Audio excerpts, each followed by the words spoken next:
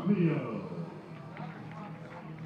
Starting pitcher for SeaWolves, number 18, Reese Olsen.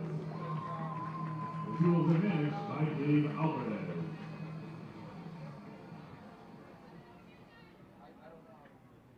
Fans, at this time we ask that you please rise at table and remove your caps as we honor our great country with the playing of our national anthem.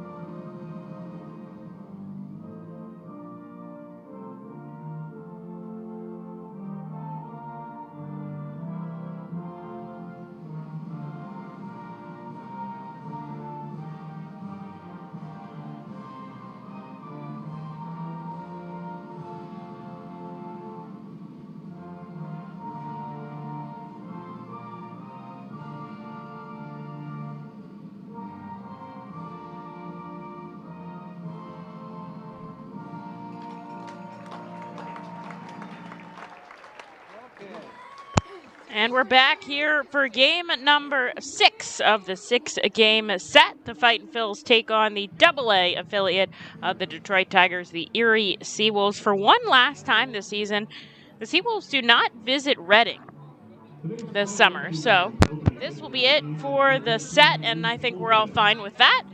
Fightin' Phils looking for a win to end the month of July, also to try to snap an 8-game losing streak that tracks back to the 3 they lost in Somerset coming off the All-Star break, which was not very kind to the Fightin' Phils, but looking to get that rhythm back and turn it around here for the Fightin' Phils. They'll send out lefty Ethan Lindau, and for the Erie SeaWolves, it'll be righty Reese Olsen. We saw this matchup on Tuesday's contest, and we'll go over how the pitchers did in that matchup. But right now, Olsen throwing down to Michael De La Cruz, his second start back behind the plate for the SeaWolves. Dylan Rosa out in left, Parker Meadows in center, and Daniel Cabrera in right. Gage Workman over at the hot corner today, Luis Carpio at short, Andre Lipsius making the start at second, his first start at second since June 12th. And Quincy Naporti back in the lineup at first after taking a night off. Ray Valero calling the balls and strikes back behind the plate. He's been there for 3 times this series, which is quite unusual. But with a fill-in umpire, they're having him head back there again. Lou Kammermeyer umpiring down at third, and Evan Johnson is manning the first base territory. Johann Rojas leading it off once again. Simone Muziotti batting second. Logan O'Hoppe back in the lineup after a night off. He's catching, and Jalen Ortiz cleaning things up. The first pitch by the righty smoked to foul into the concourse area for strike 1. Yesterday we saw Rojas blast a home run out to left on the third pitch of the game. Put the Fightin' Phils up early, but they couldn't keep it. Rojas up the middle. Lipsius ranging over, about a heartbeat away from running it out. But there's one. Wendell Rijo will be the DH today, batting 5th. Aldrum Corridor in the 6th hole. Kevin Vicuna, Jonathan Guzman, and Sal Gazzo round out 7 through 9. And the order for the Fightins. Here's the first lefty against Reese Olsen. It's Simone Muziotti. 77 degrees today. It's cloudy. I wouldn't call it overcast, but the sun is certainly not shining through the sky here. And just a slight breeze blowing out of the ballpark, but really just a breeze. Muzi smacks this deep to right field, going back at the wall, and it's gone! Simone Museotti, a solo shot to start us off here, his third of the series. Gives the Fightins a 1-run lead in the first. That'll work.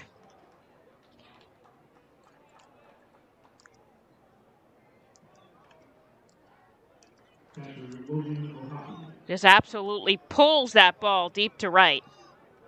Nothing Daniel Cabrera could do about it.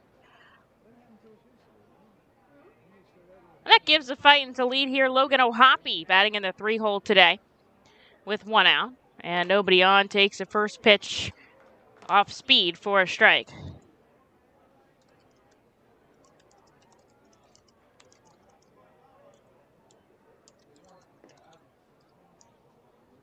Only in the top of the first here, and Redding has had back-to-back games with homers in the first inning. There's a pitch down and away, 1-1. If it sounds a little quiet in the crowd mic today, it's because there's not that many people at this game, which is interesting to me because it's like a perfect day to sit outside a 1 o'clock game, but they just don't draw super well here in Erie. This is out to third. O'Hoppe gives it all he has coming down the first baseline. But it is out to number 2. Here's Jalen Ortiz.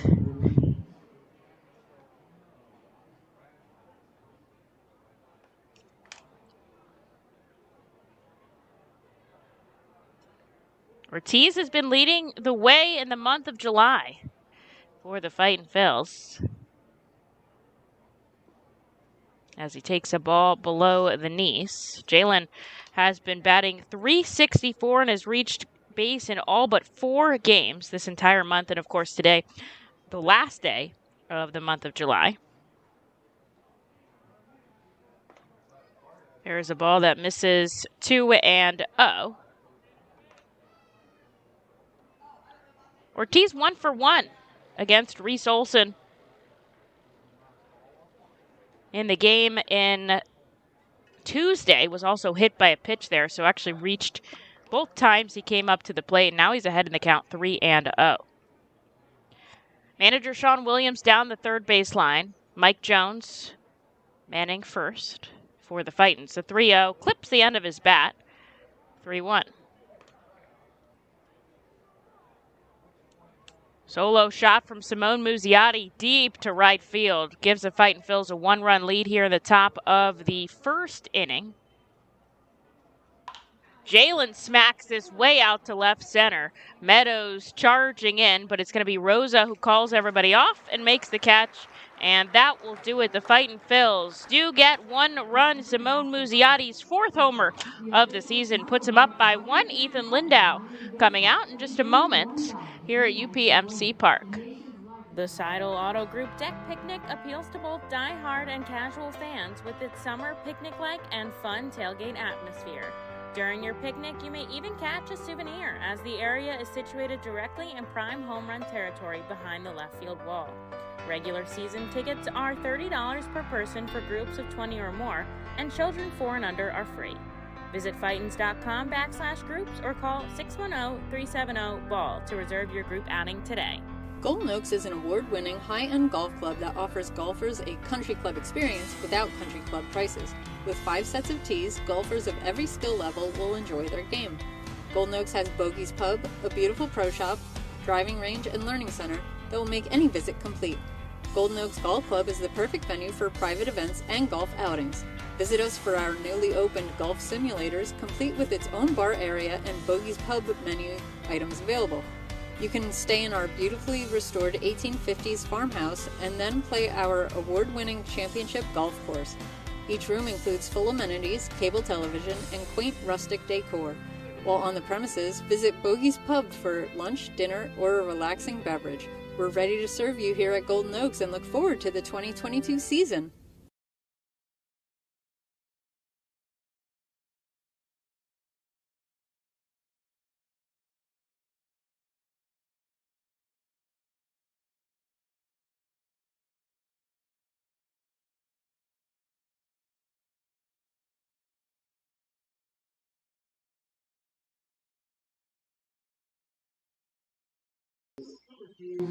Bottom of the first inning here at UPMC Park, the Fightin' Phils have taken an early 1-0 lead over the Erie SeaWolves with Simone Muziotti. Solo shot deep to right field. Puts them in a really good spot here for Ethan Lindau, giving him a little bit of run support early on. And I think just gives some good momentum, you know. Take that energy, keep it rolling here as he sees Daniel Cabrera from the left side, a southpaw matchup here. First pitch ball, second one a called strike. Cabrera, Lipsius, and Meadows due up in this frame for Erie.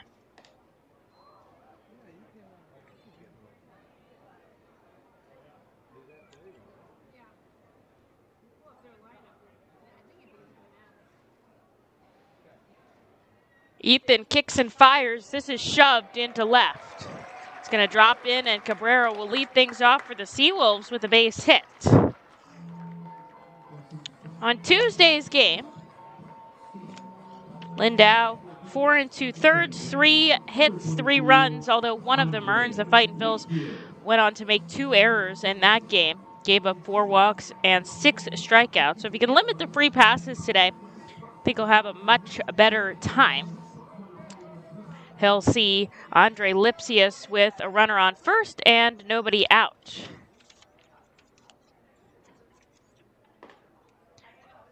Just a 0.90 ERA in the first inning for Ethan. We'll look to keep the lead here for the Fightin' Phils. Tying run is on first, but the lefty has good sights on him. Throws down to Logan Ohapi back behind the plate, and he clips the inside corner 1-1. Simone Muziotti out in left, Jalen Ortiz in right, and Johann Rojas in between them in center field. Sal Gazzo taking over at the hot corner today. Guzman and Vicuna, the middle infielders, and Aldrum Corridor at first. This is lined out to center field, but Rojas is there to make the basket catch at his knees for out number 1. It was sharply struck, but it almost too sharp as it went all the way out to the center fielder. And he threw it back in quickly. Cabrera could not advance. Runner on and 1 out here for Parker Meadows. Fightin' Phils wearing those navy tops today with the road gray pants, trying to change it up. And the alternate road cap, red and navy brim with the vintage white cursive R on the front. Lindau looks over at Cabrera on first. He's had 5 stolen bases this season. And then he sends a breaking ball down and away to Meadows and gets him to chase 0-1. Erie in the bright yellow V-neck tops, black lettering, says Erie on the front, home white pants, and the matching black cap. Lindau's going to go over to first just to let Cabrera know I'm watching you. But I think with the lefty there, I don't imagine he takes a chance. Ethan paying him attention as he represents the tying run out on first. And he throws it past Aldrum Corridor. And advancing to second is Daniel Cabrera, and that breaks up the double play. That might go in as E1 for the Fightin' Phils. That's the second day they've done something like that. Yesterday, the Sun, that was unlucky. Today, that was just a tough throw. This is a situation where he's going to have to remain calm, right? No damage is done as of yet. The Fightin' Phils still lead by 1, and he's got an out on the board here. Can't let that get to your head, right? Still capable of getting out of this inning clean.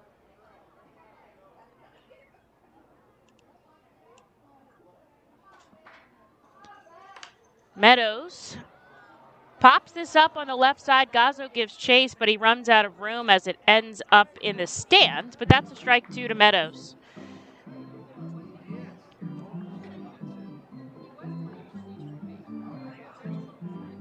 Parker 0 for 3 against Ethan on Tuesday. That's a good stat line for the lefty. Leans over, gets the sign from his catcher, Logan, back behind the plate.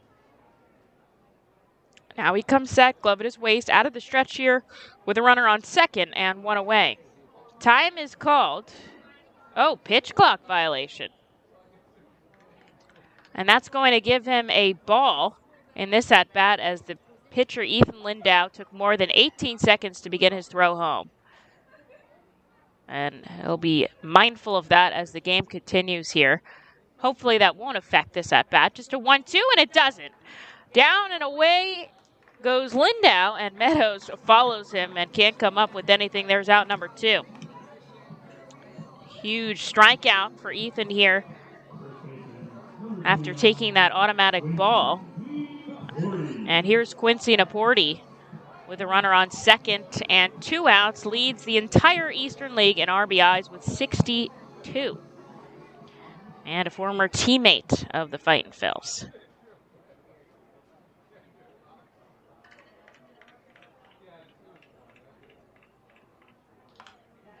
This is sent sharply foul back into the net behind home plate.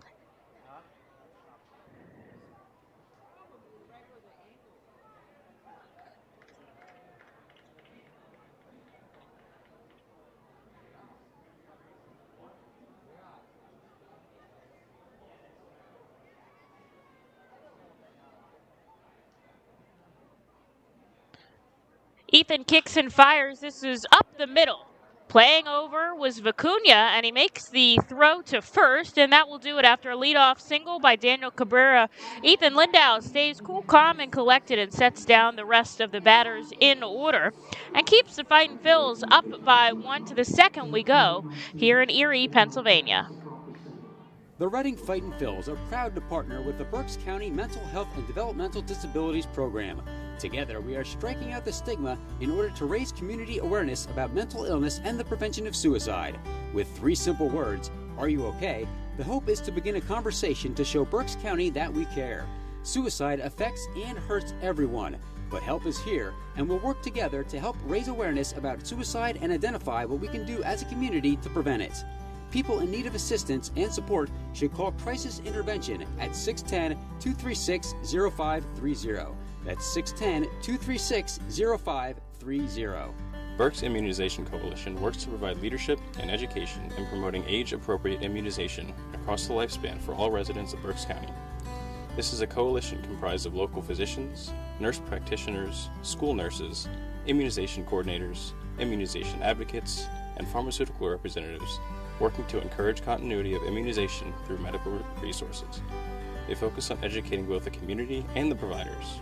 For more information, please visit www.immunizeba.org and click Local Coalitions.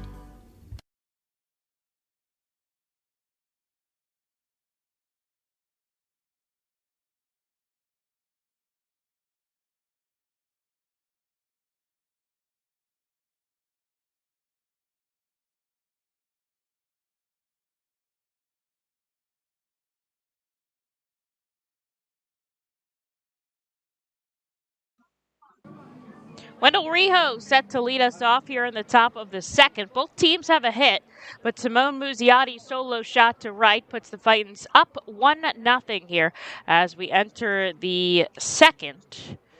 Rijo, the DH today. Aldrum Corridor and Kevin Vicuna due up here as Wendell takes a first pitch ball. Another one outside, 2-0. Olsen, 79 innings of work this season. I think they're going to keep him on an innings count for this game. I don't know exactly how many, but I don't think he's going to go super deep into this game as Rijo takes a swinging strike, 2-1. So we'll keep an eye on that, but what he does have going for him is 116 strikeouts to lead the Eastern League is pretty incredible. Chopped off the bat deep at third. Workman across the diamond. Wendell an eyelash away from being at first before that ball.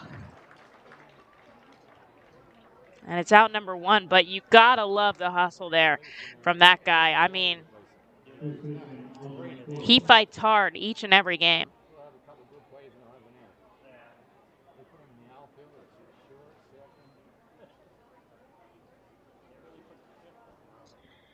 Here's Aldrum Corridor from the left side. Aldrum had a hit in yesterday's game. His family is in attendance today, sitting back behind home plate. His daughter Miranda and his son Derek.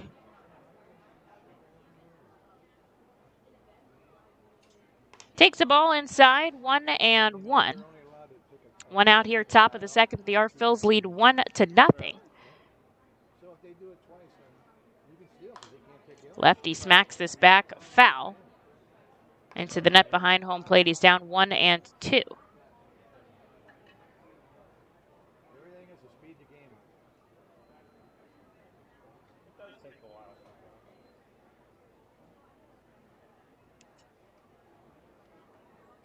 Corridor chases a breaking ball in the dirt. Putting the tag on him is De La Cruz, and there is out number 2 here in the second.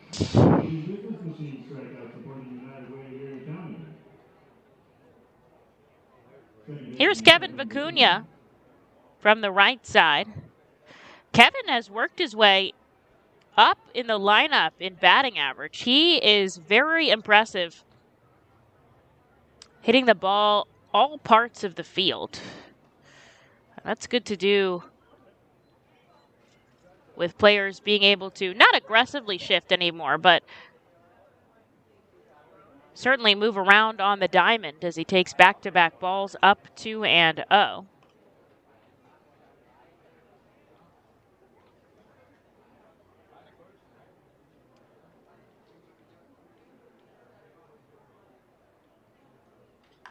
This is shot foul into the stadium.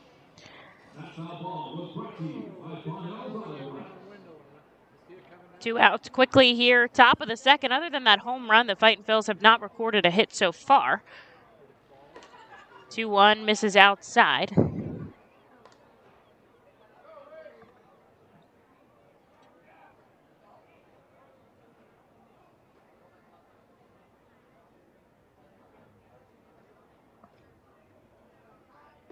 And there's ball 4.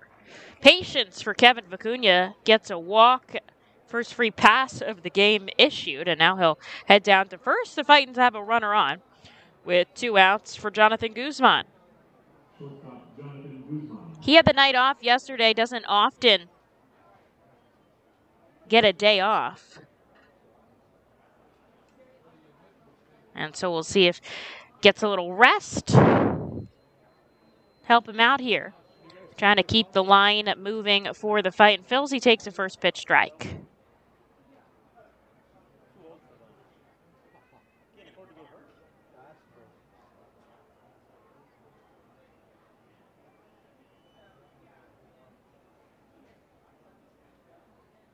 Olsen fires to first. Vicuna diving back. He does have 7 stolen bases on the season. He has been caught 5 times.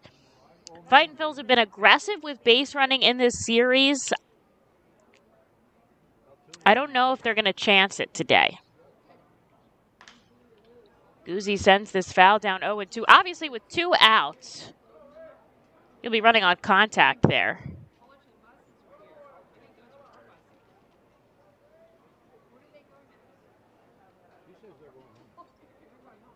Guzzi circles the bat, puts it on his right shoulder. Olsen out of the stretch with a runner on first and 2 away. The Phils lead 1-0 in the top of the second. Guzman pokes this the opposite way. It gets in the hole.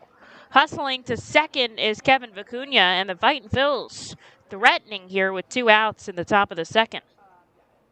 Nice piece of hitting by Guzman. The second baseman, Lefty, was shaded more towards the bag at second. And there was just absolutely no play to be made there, as the switch hitting Salgazzo will bat from the left side here against the righty Olsen.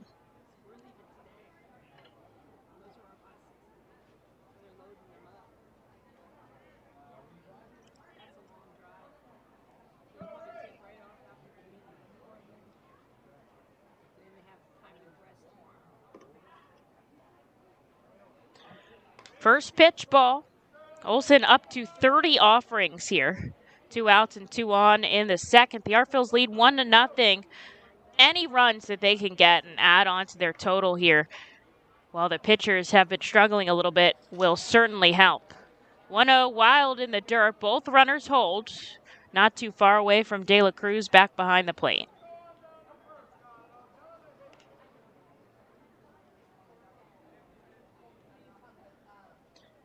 With 2 outs, Vicuna walked to reach, and Jonathan Guzman singled him over to second.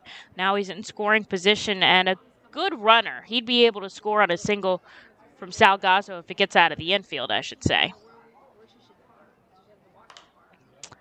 This is a sky-high pop-up. Down the third baseline, Workman in foul territory will make the catch, and that won the inning. The Fightin' Phils do pick up another hit. They strand 2 on the base pass here. In the second, they'll take their 1-0 lead to the bottom half. Ethan Lindau out for another inning of work. Hey, psst. Yeah, you want to buy some low-priced groceries? Just follow me into this well-lit Lidl grocery store. Here at Lidl, we buy in bulk and cut down on costs wherever possible. Then we pass the savings on to you. Trust me, everything's done totally legit and above board. Nothing to be worried about. Yep, Lidl's pretty great. It's just your run-of-the-mill grocery store, except with way lower prices. Lidl. Suspiciously low-priced groceries. The Reading Fightin' Phils, in conjunction with Savage Auto Group Fiesta Fridays, are proud to partner with eXp Realty Associate Broker Alex Patansis throughout the 2022 season. Visit Alex's convenient website at brgpa.com and search for your perfect home today. His custom search bar makes house hunting online easier than ever, and he's there to answer all your questions. Call Alex today at 610-926-8610. eXp Realty Associate Broker Alex Patansis is a proud partner of the Reading Fightin' Phils and all 11 Savage Auto Group Fiesta Friday games during the 2022 season. eXp Realty Group and Alex Patansis, where every move matters. Highline Merchandising, formerly Textiles, is your local small business company that provides screen printing, design, and merchandising services for local, national, and international businesses, bands, shows, and festivals, including 7-time Emmy Award-winning show Schitt's Creek and Unsolved Mysteries. Visit our website at highlinemerchandising.com.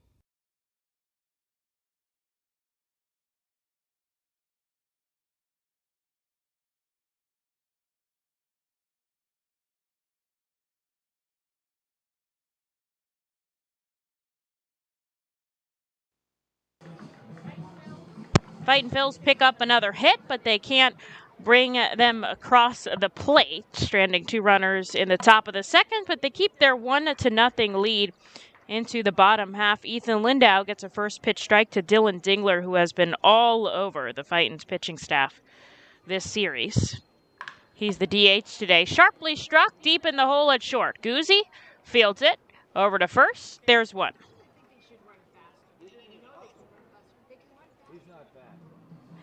Here's Gage Workman. Moves up a couple spots in the lineup after a big day at the plate yesterday. 2 singles, an RBI, and 3 stolen bases.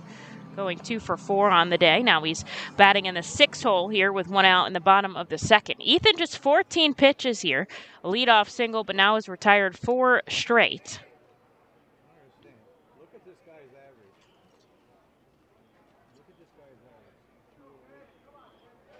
Batting .208 as Workman has a problem striking out.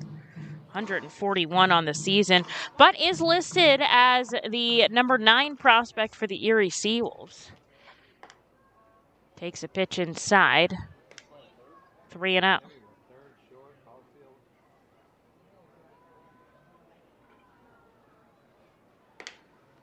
And this one clips the corner. Lindau trying to come back in this bat after being down 3-0 here.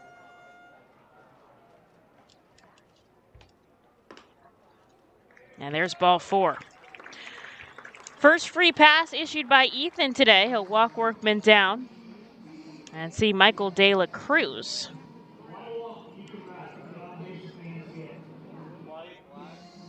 Philadelphia Phillies playing a day game today.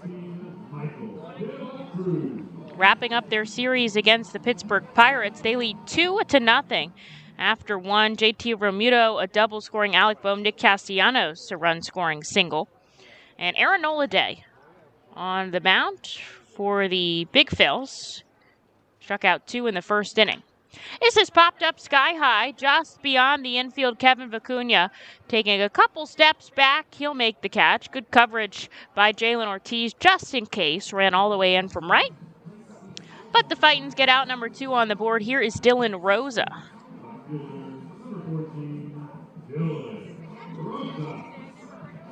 Rosa did not play in the game on Tuesday when Ethan started So this is the first time these two are meeting up.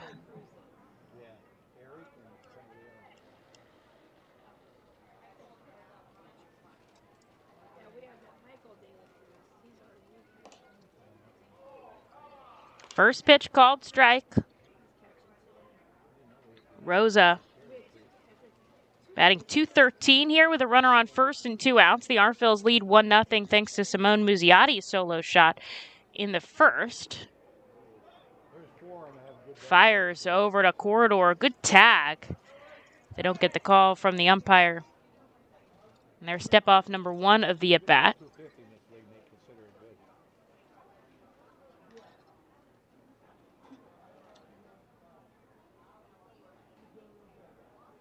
Runner going. The pitch outside. Ohapi from the knees. The throw is high. Vicuna brings it all the way back down to tag the runner, but he's called safe as Workman slides in underneath. Really good vertical there by Kevin to keep that ball from going into the outfield. And that puts a runner on second with 2 outs. 1-1 count to the batter, Dylan Rosa.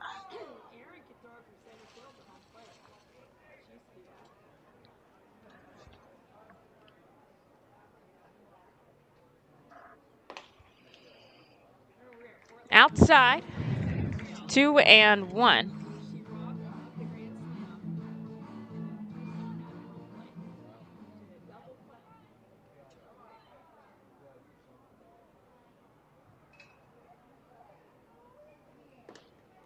Big off-speed pitch gets Rosa to chase. 2-2.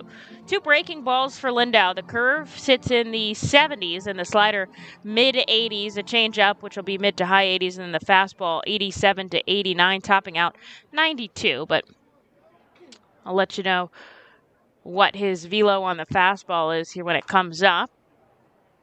This is dribbled off the bat foul. He'll keep his 2-2 count. Radar gun not always working at the road parks, so just got to bear with the minor league baseball of it all.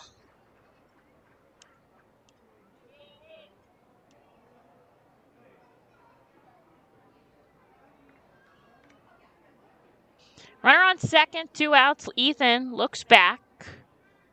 That's Gage Workman. Now he comes home, just misses the outside corner. 3-2.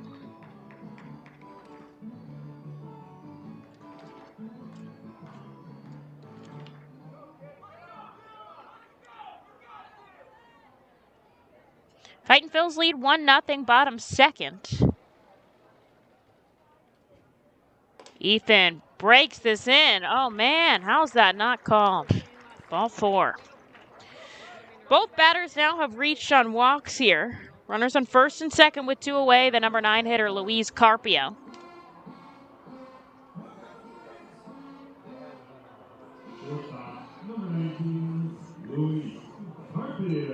Carpio in yesterday's contest went 0 for 4 with a pair of strikeouts. Ethan looking to keep him quiet here today.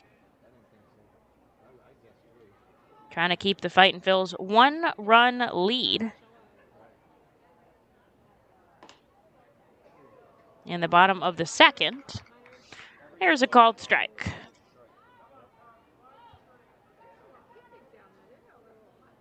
Workman on second, Rosa on first. Both reached on walks. 2 outs, top second. Lindau looks back. On the first base side of the rubber, the lefty deals inside, a ball and a strike.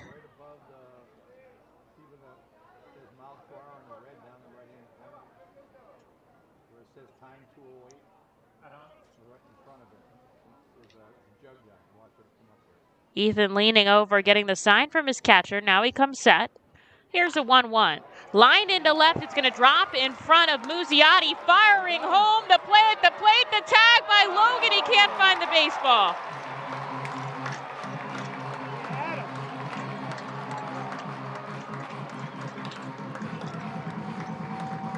Luis Carpio drives in the tying run. It's 1-1. It was a great throw by Muziotti. And it looked like they were going to have him, but I guess the ball was stuck in the dirt there.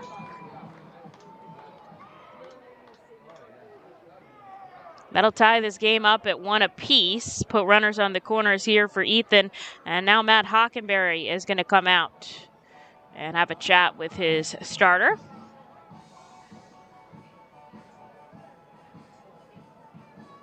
Don't want to let Erie run away with it early. Fightin' Phils just cannot hold on to a lead these days. But, I mean, it's only the second inning.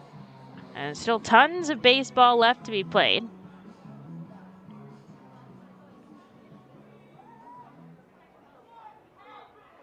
Logan heads back behind the plate. Rosa on third, Carpio on first, and now they're back to the top of the order with Daniel Cabrera. Cabrera, a single in the first, but was stranded on the base paths. And Lindau trying to end it here. Just 30 pitches. I think they'll let him get after it for a while, depending on how the start goes. Has gone 6 innings plus 3 times this summer. And has thrown as many as 93 offerings. A first pitch strike to Daniel Cabrera, lefty-lefty matchup. Runners on the corners and 2 away. That hits the outside corner. The fastball sitting 87 there. And he's down 0-2.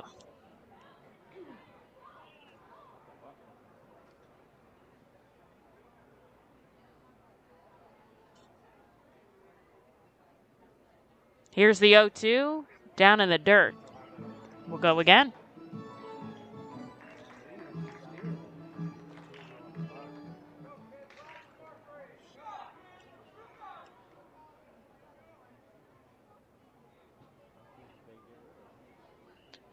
Runners on first and third, 2 outs. This is a line drive into left center, racing over Muziotti. Plays it on the run. 1 run will score. And Erie takes the lead.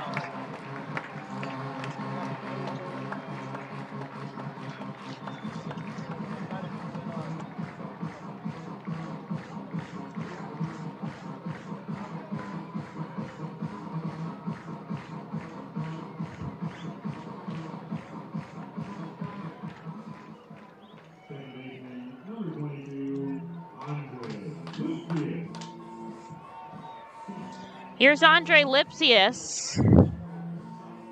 Again with runners on the corners and 2 outs. All of this damage has been done with 2 outs here by Erie.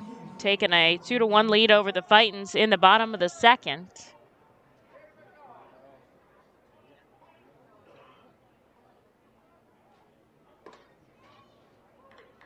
Called strike inside. Lipsius lined out to center his first time up.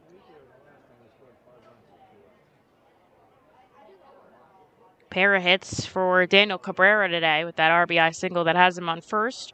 Luis Carpio on third.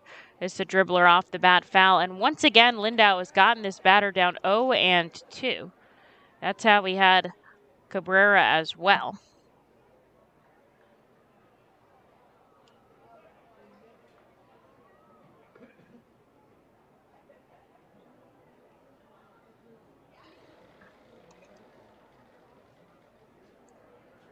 Oh-2, popped up sky high. Vicuna going back and right. It's shallow. Ortiz racing in. It's a blooper. Jalen's got it. Good communication by the 2 Phils players. But Erie strikes back. 2 runs on 2 hits and 2 walks. Taking a 1-run lead to the third. The Fightins trying to get it back in just a second. When the Ready Fightin' Phils get hungry, we turn to our team feed partners. Special thanks to Wild Missing Family Restaurant and Bakery, Squawk Cafe, Collegeville Italian Bakery Pizzeria, Jimmy G's Railroad House, Mimo's Italian Restaurant and Pizzeria, Jersey Mike's Subs, Klinger's on Cressonia, and Subway for making sure the Fightin' Phils front office is never hungry on game day. Our staff enjoys delicious meals from our team feed partners, but don't take our word for it. Find out for yourself today. The Reading Fightin' Phils birthday party package is the best way to celebrate a birthday. Whether you are a youngster or an adult, there is no better birthday than a Fightin's birthday. The Fightin's Fan Birthday Package is customizable for fans of any age and starts at just $120. Base packages include 10 general admission tickets to a Fightin's home game, an autographed baseball, and a VIP reserved parking spot. Fans can also add a wide variety of experiences and options to make sure your favorite Fightin' fan's birthday is a grand slam. To enjoy a perfectly crafted 1893 from the makers of Pepsi Cola, you must first appreciate its carefully selected ingredients. A dash of cola nut extract, a hint of real sugar, a splash of sparkling water, and a generous amount of attractive spokesperson. Trust me, I'm gorgeous. Cheers to 1893 boldly blended colas, a delicious balancing act of premium ingredients from the makers of Pepsi Cola. Back to the top of the order here for the Fightin' Phils in the top of the third. They're now down 2-1. Johann Rojas, Simone Muziotti, and Logan O'Hoppe trying to tie it back up. Everybody, of course, that comes up will represent that second run for the Fightin' Phils. Simone, a solo shot in the first to start off the scoring as Reese Olson hits the outside corner here to Rojas, 1-1. But 2 walks and 2 hits for the Erie SeaWolves in the bottom of the second gives them a 1-run lead. This bounces over the plate. 2 balls and a strike. Olson up to 34 pitches. In Tuesday's game, he got 81. That took him 3 2/3 of work. Chopped up the middle. Exact same hit as his first time up. Rojas goes down by the second baseman. There's out number 1 to start off the third. Here's Simone Muziotti. Fightin' Phils have 2 hits, that Muzi home run, and a Jonathan Guzman single.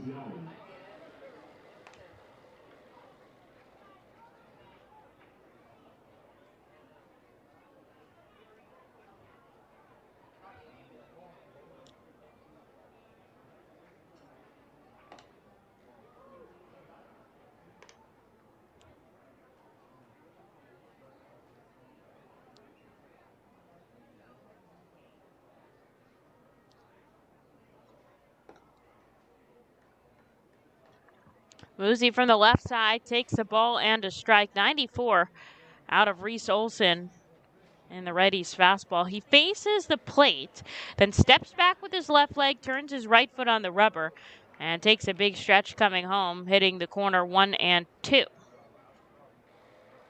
Game number 95 of 138 here for the Fightin' Phils, wrapping up this road trip. Muzi lines this over the head of the second baseman. That's a base knock. 2 for 2 in today's contest is Simone. He'll get the tying run on first with nobody out. Here's Logan O'Hoppe.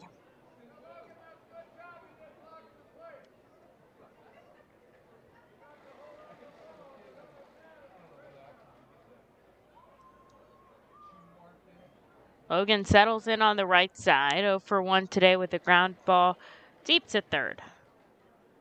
He's trying to move the runner over here. He'll hold the bat on his shoulder for ball 1.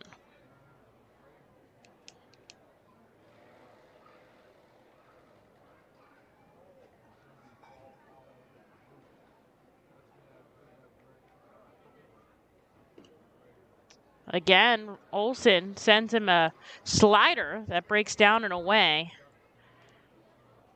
And O'Hoppe does not chase.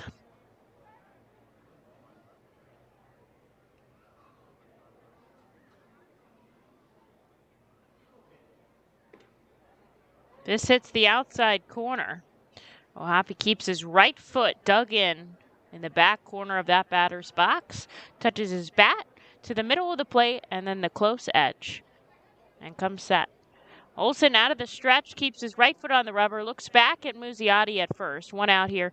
Top 3, the Phils trail by 1. Olson fires over to Naporti, puts the tag, but not in time.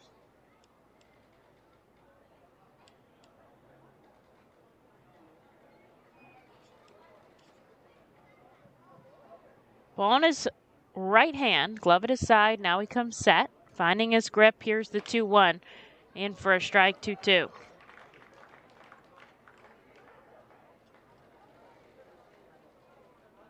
Looking forward to returning home Tuesday's game, a morning game. It's camp day at First Energy Stadium, 11 a.m. start. That ought to be fun against the Hartford Yard Goats, the Rockies AA affiliate. Here's the 2-2. O'Hoppe smacks this down the right field line into the party deck. Foul.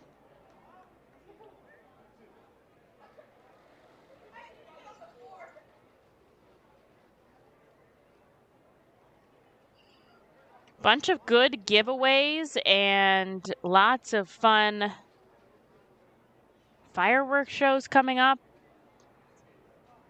2-2, below the knees, the count is full. So Wednesday's game features a Mike Schmidt jersey giveaway. That is really cool. I've seen that. That's not cheap. That's a good one.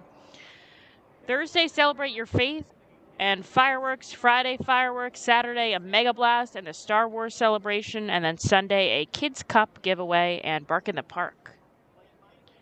1 out, runner on first. Here's the payoff pitch. O'Hoppe shoves it back foul. Something flew off there.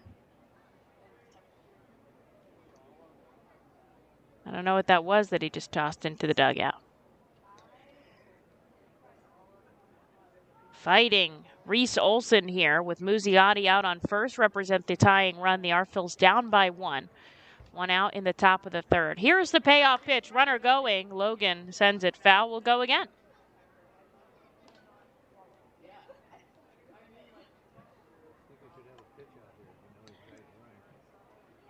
That was pitch number 9 of the at-bat to Logan O'Hoppe, upping Reese Olson's total count.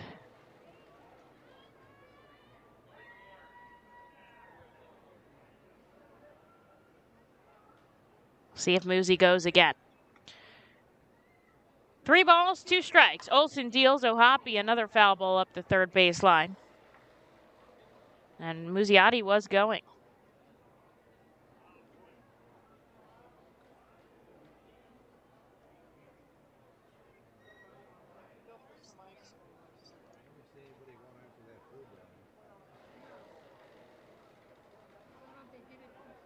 Olson setting up on the first base side of the rubber, turning and looking at Simone.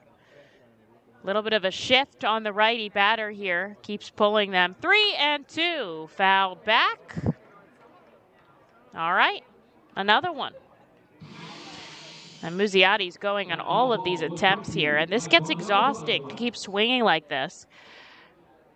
Who's going to come out on top in this battle? 10 pitch at bat. Muziotti singled to reach first, 1 out here in the top of the third. The payoff pitch by Olson. O'Hoppe goes the other way. Foul. That is 1, 2, 3, 4, 5 consecutive foul balls. 6 in the at-bat.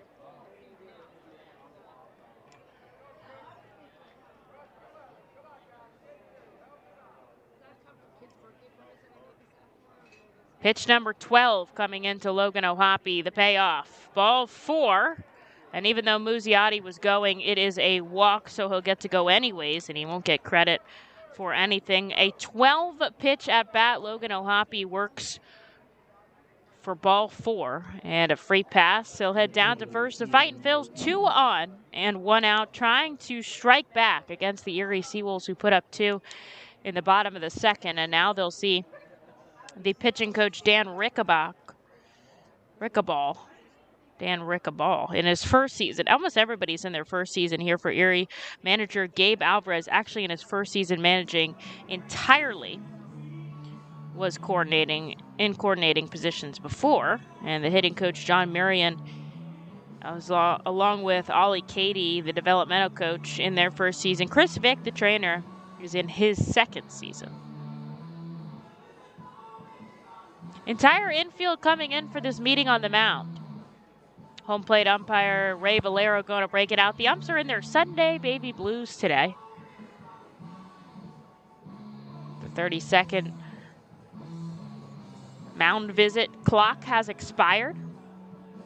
Simone Muziotti on second with a single. Logan O'Hoppe walked down to first. 2 on and 1 out here for Jalen Ortiz.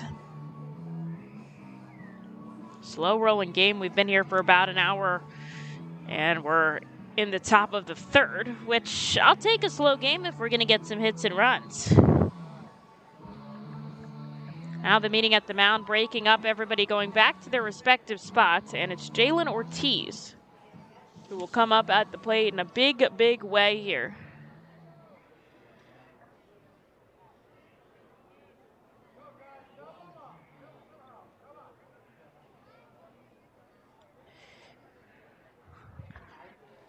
Lipsius playing almost back behind second as Jalen takes a hefty swinging strike at an upstairs fastball.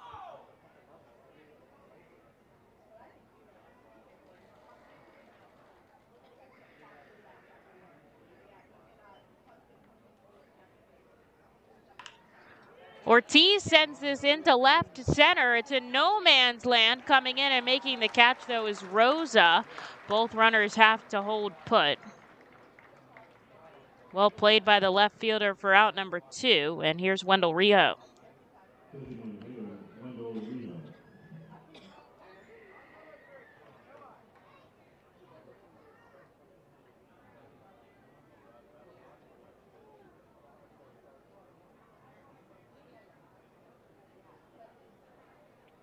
Wendell grounded out to third his first time up.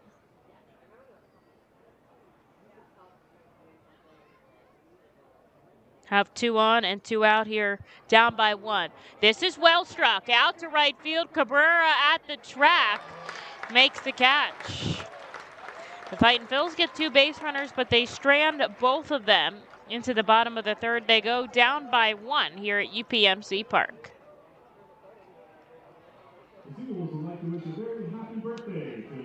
Roof Max of West Reading is a safe, easy, proven, and affordable alternative to a complicated and expensive asphalt roof replacement. Roof Max's revolutionary new technology uses natural, plant-based bio-oil to restore shingles' flexibility and instantly add 5 years of life to a roof. And treatment is around 20% of the cost of a complete roof replacement. From homes to commercial complexes, Roof Max of West Reading can help. Visit GetRoofMax.com or call 610-717-3949 for more information. ROG Orthodontics is the proud official partner of the ROG Orthodontics Fightin' Phils Kids Club. Join today at Fightins.com to get your free ROG Orthodontics Kids Club t-shirt and visit FantasticSmiles.com for more information on why ROG Orthodontics is voted #1 in Berks and Monco. ROG Orthodontics and the Fightin' Phils, 2 great hometown partners. Cornwall Manor is an active senior living community on the 190-acre wooded campus in Cornwall, Lebanon County. The community offers independence and opportunities for wellness and fitness, as well as educational and musical programs, and the peace of mind of having convenient health care on site. Cornwall Manor offers a range of residential choices from apartments to homes. Prospective residents are welcome to visit us for lunch and have a chance to learn more about the community. More information is available online at cornwallmanor.org. Cornwall Manor, celebrating over 70 years of senior living.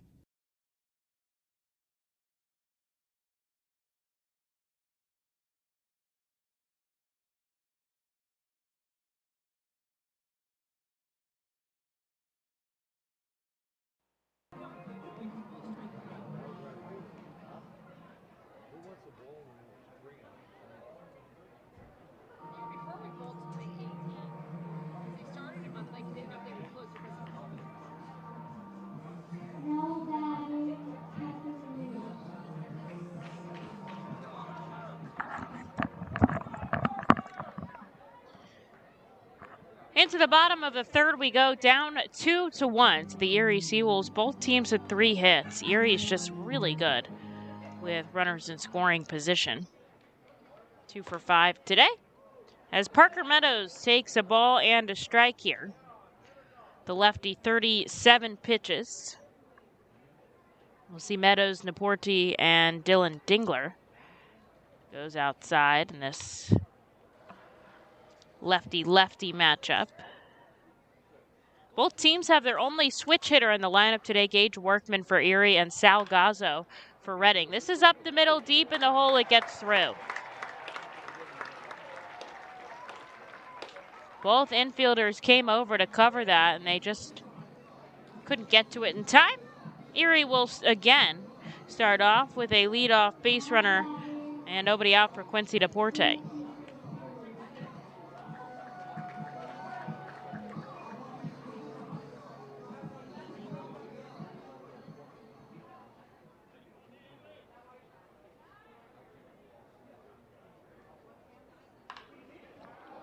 This is well struck out to left field.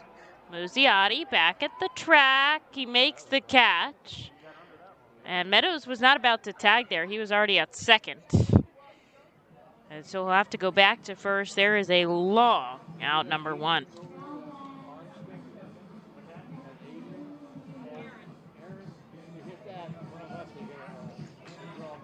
Here's Dylan Dingler with a runner on first and 1 away.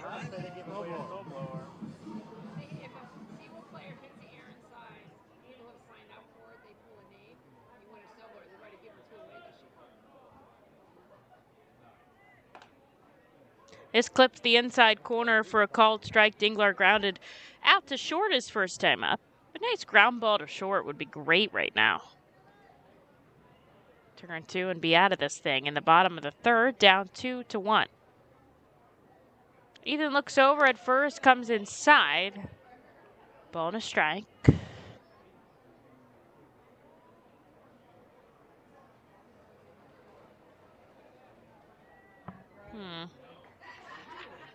What's my this day in history? Let's see.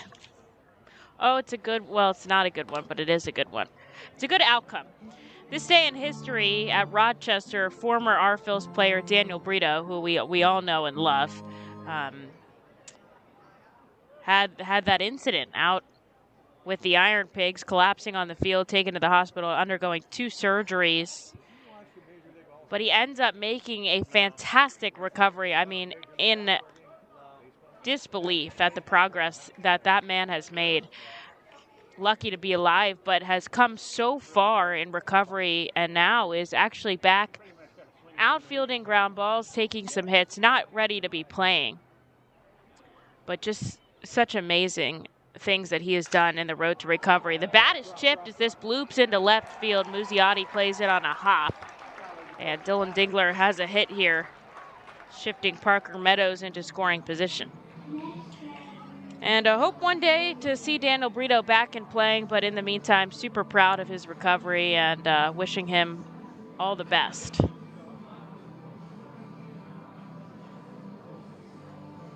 Here's Gage Workman. Walked and scored a run back in the second, up with 2 on and 1 out.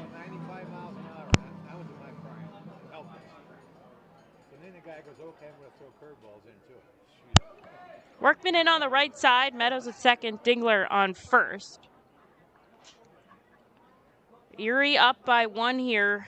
Do not want to let them run away with it early in this game.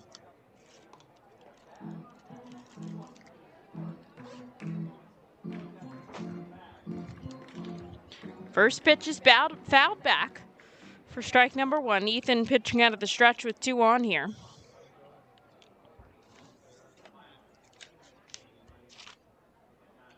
Lindau has recorded 2 double play balls this season.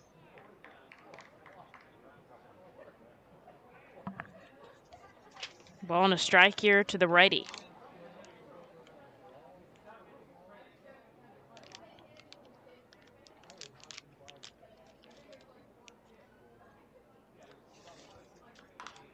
This is chipped deep to third. It is foul. Kids try to make a good play over there. They can't get it. Gazzo's going to pick it up and throw it into the stands.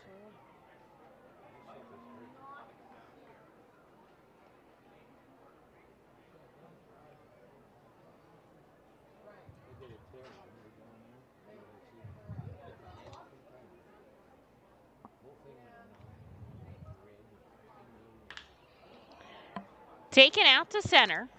Rojas takes a couple steps over. He makes the catch. Nobody is going to tag as that man sharply fires that back in. And there is out number 2 for Ethan with 2 on. Here's Michael De La Cruz.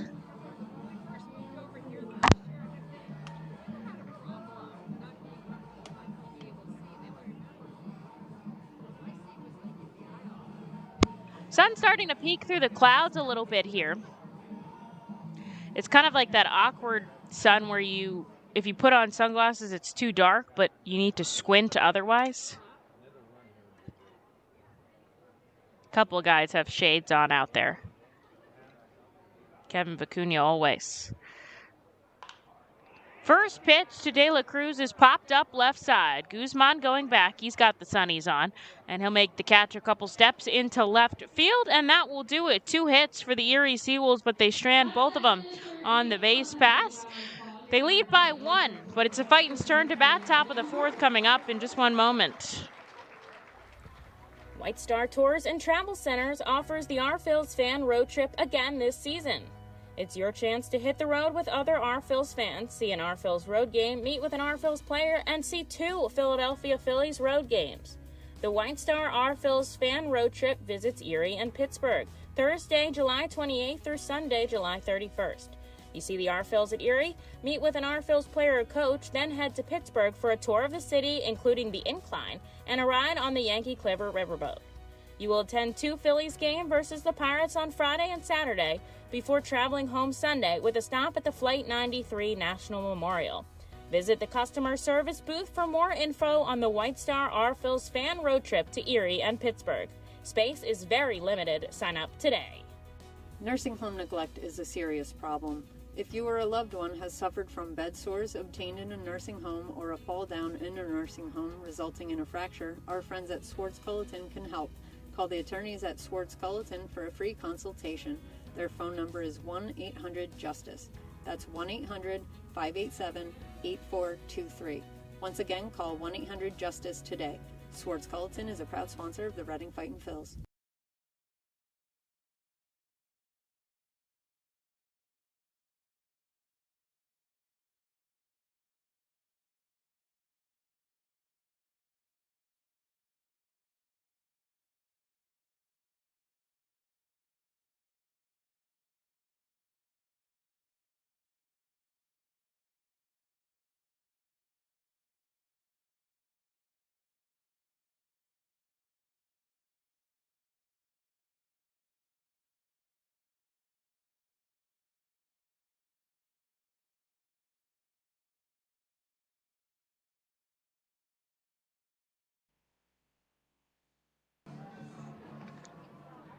Erie picks up 2 hits in the bottom of the 3rd, but they strand them on the base pass here as Aldrum Corridor, Kevin Vicuna, and Jonathan Guzman are due up to lead off the top of the 4th. Erie 2, Reading 1.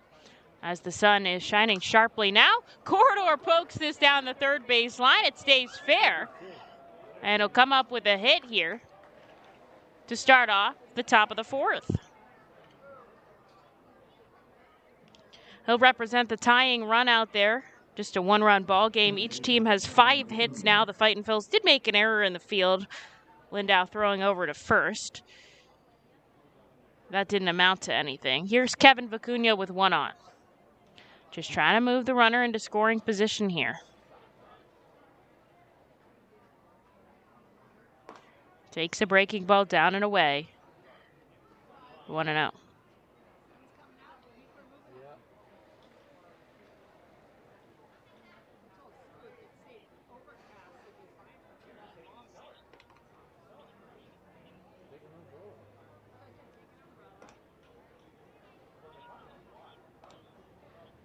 Kevin chases 1-1, walked in his last at-bat, made it to 2nd. Wasn't able to move there. Reese Olson up to 60 offerings. Here in the top of the 4th, out of the stretch. He's had to go in every frame. The Fightin' Phils have only been able to capitalize on it in Muziotti's homer. Had base runners in all 30 innings, though.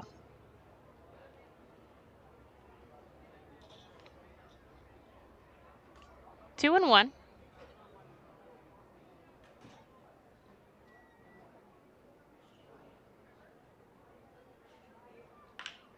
Kevin slices this into right center. That's going to drop in. Back-to-back base hits for the Fightin' Phils. Put 2 on and nobody out here threatening Olson early in the 4th.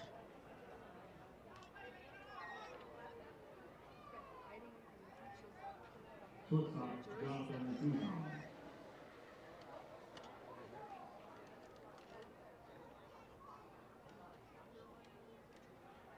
Here's Jonathan Guzman with a chance to do some damage.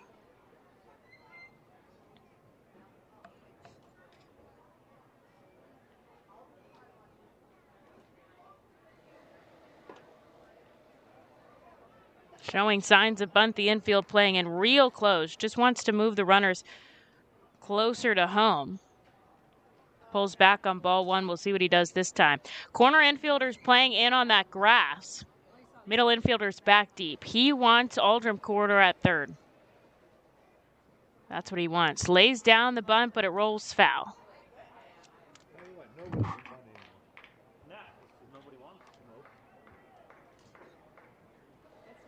People in front of me in the crowd talking about nobody bunting. Jonathan Guzman bunts all the time. Actually leads the team in sacrifice bunts. Fightin' Phils have 19 sacrifice bunts this season. Keeps the bat on his shoulder and fouls it back for strike two. Let me see if I can see how many. I can see in my portal how many bunt singles he has too. I think. Actually, I don't know if they have a category for that. We'll have to look that up.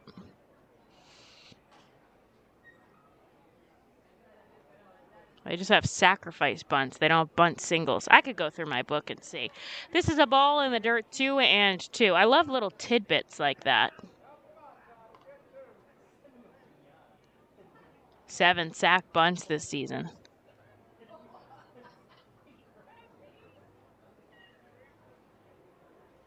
But they don't have bunts for hits.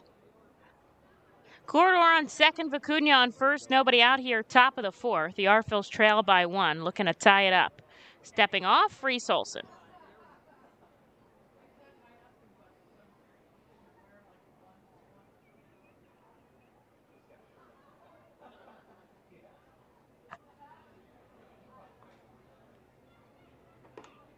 Guzzi chases a breaking ball down and away. And strikes out swinging. That's the first Arphils strikeout against a big strikeout pitcher. There's out number 1 in the fourth here for Sal Gazzo. I wouldn't be surprised if he tries to lay down a bunt as well. Definitely the kind of guy with the speed that can run it out.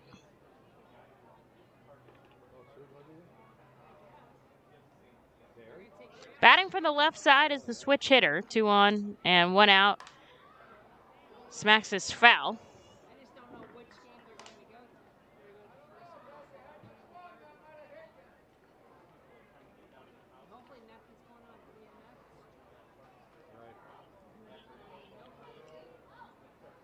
Sal popped up in foul territory down the third base line his first time up. This chance he has an opportunity to tie up this ball game as he takes a pitch below the knees, 1-1. Manager Sean Williams is ready to wave his team home.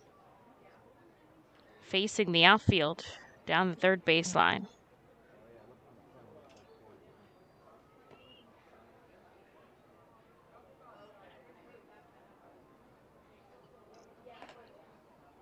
Inside. 2 balls and a strike. Aldrum Corridor led off this frame with a single. Kevin Vicuna followed with one of his own. That's how the Fightin' Phils have 2 on.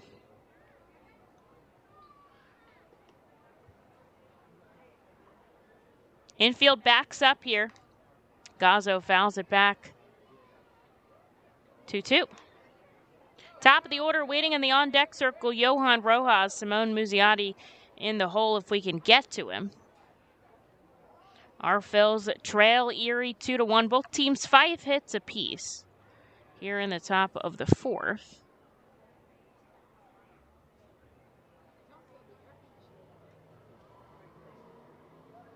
Shuffling off the bag, Corridor and Vicuna. Here's the 2-2. Gazzo pokes this in the hole on the left side. Aldrum takes off for third, and the Fightin' Phils have loaded the bases here in the top of the fourth for Johann Rojas. Rojas tapping the barrel of his bat, looking up to the sky, saying a couple words as he heads up on the right side. This is a big moment for the Fightin' Phils. They've hit Reese Olson here. They haven't taken free passes to walk. They've loaded the bases on 3 singles. Corridor on third, Vicuna on second, and Gazzo on first. Now they've got the top of the order here with just 1 out. At the very least, they have to tie it up at this point.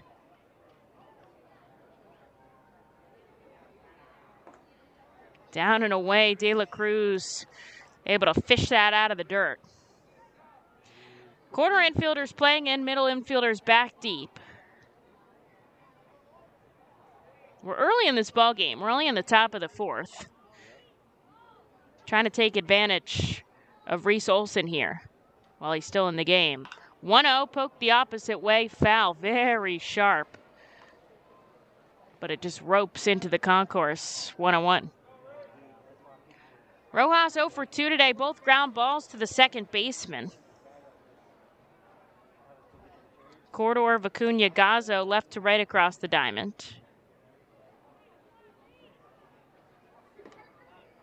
This misses outside, 2 balls and a strike. Simone Muziotti waiting in the on-deck circle. He's 2 for 2 today. Fightin' Phil's got the first run of the game. Museotti's solo shot. Erie put up 2 in the bottom of the 2nd. Glove at the waist for Reese Olson. Bases loaded, 1 out. Here's the 2-1. Rojas, another foul ball back. That foul ball was brought to you by Bonel's Auto Glass.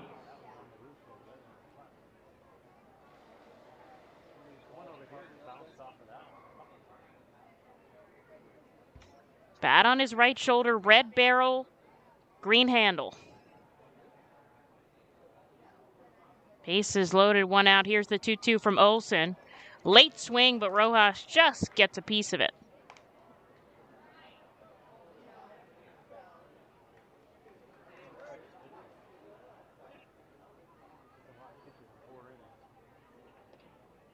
Pitch number 77 coming from Reese Olson. This could be the last batter he sees, depending on the outcome. Here's the 2-2. Rojas takes inside. That was close, but a good take by the rookie. And the count is now full. Crowd not happy with Ray Valero back behind the plate.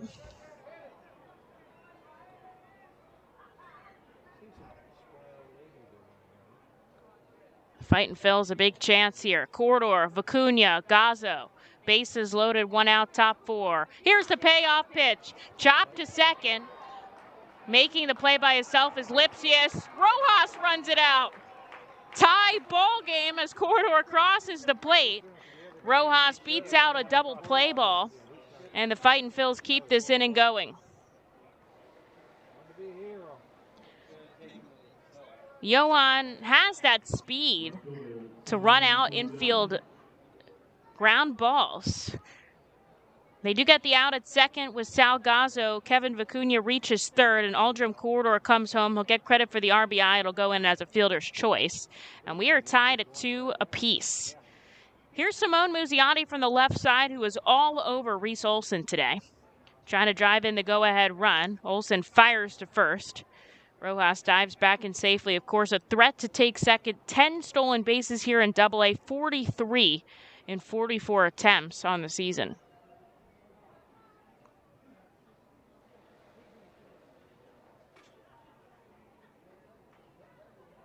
Runners on the corners, 2 away. Muzi below the knees, ball 1.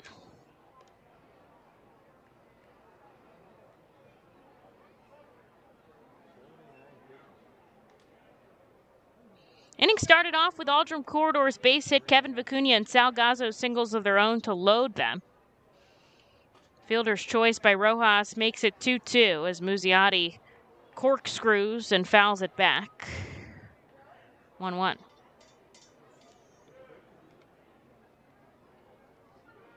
Fightin' Phil's 2 runs on 6 hits. Erie 2 runs on 5 hits. Redding putting the pressure on here in the top of the 4th. Simone drives this up the middle.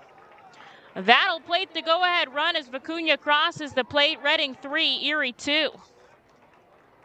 3-hit game for Muziotti.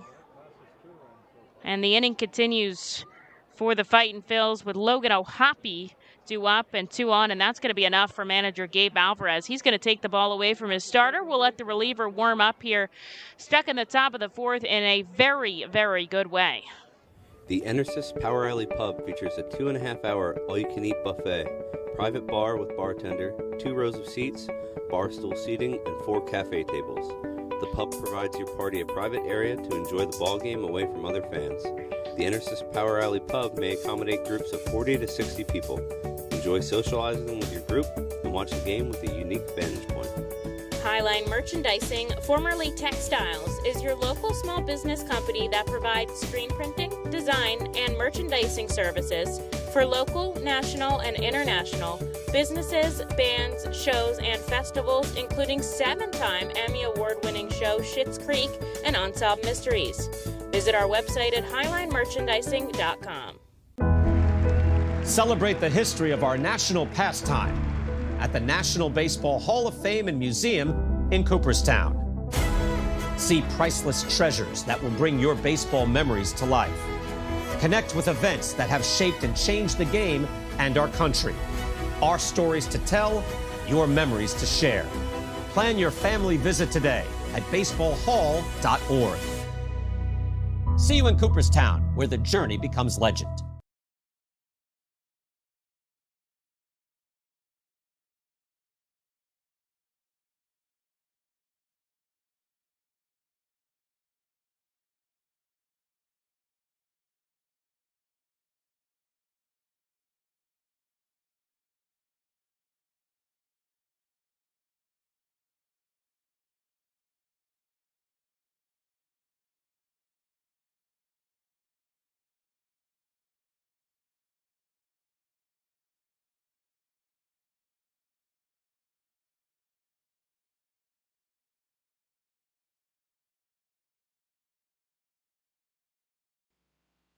All right. The Fightin' Phils have taken a 3-2 lead.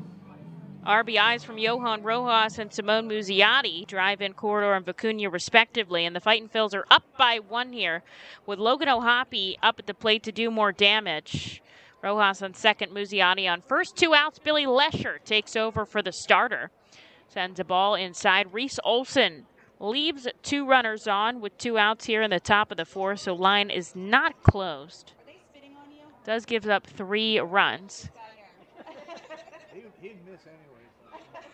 O'Hoppe takes a swinging strike, 1-1. A walk on a 12-pitch at-bat his last time up. Ground ball in the first.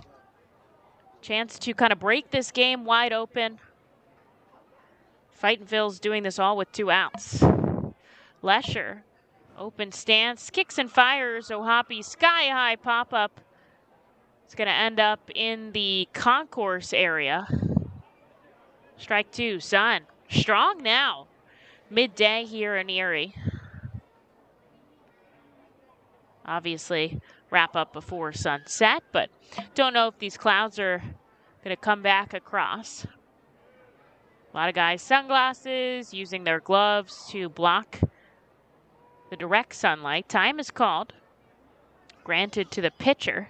Oh, pitch clock violation. 2-2. So an automatic ball issued to Logan O'Hoppe. This is the second pitch clock violation we've seen in this game. Ray Valero is over it today. 1 for Lindau, 1 now for Billy Lesher, and the count is 2-2. O'Hoppe drives this straight upstairs, coming over Naporti. Can't find it in the sun. That's because it's 10 rows up in the seats. Threw up his hands like, I don't know where it is, but it wasn't even close to him. So O'Hoppe will go back with a 2-2 count.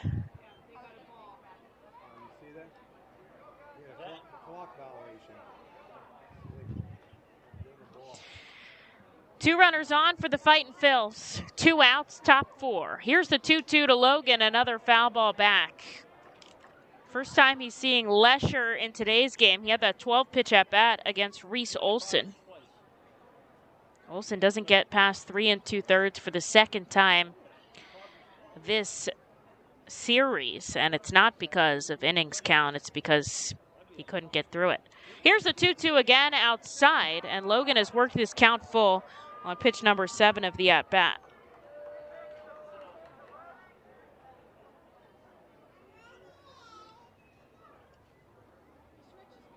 Lesher inheriting Muziotti on first, Rojas on second, and 2 outs here as he steps off.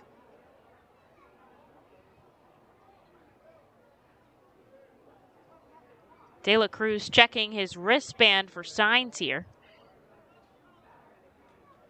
He's going to violate the clock in a second. Oh, they're going to restart it for him.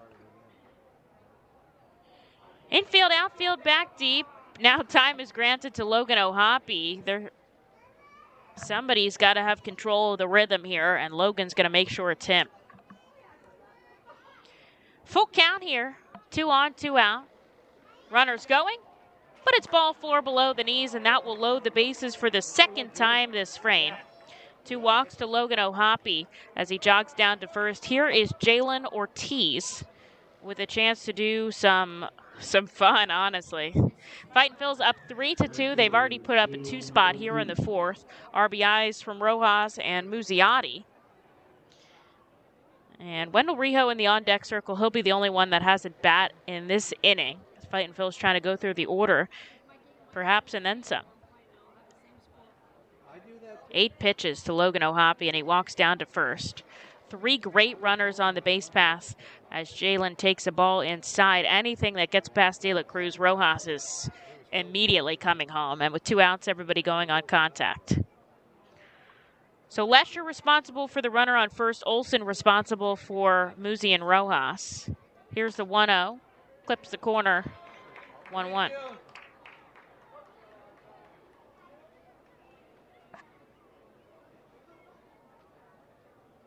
Jalen's already had a grand slam this season.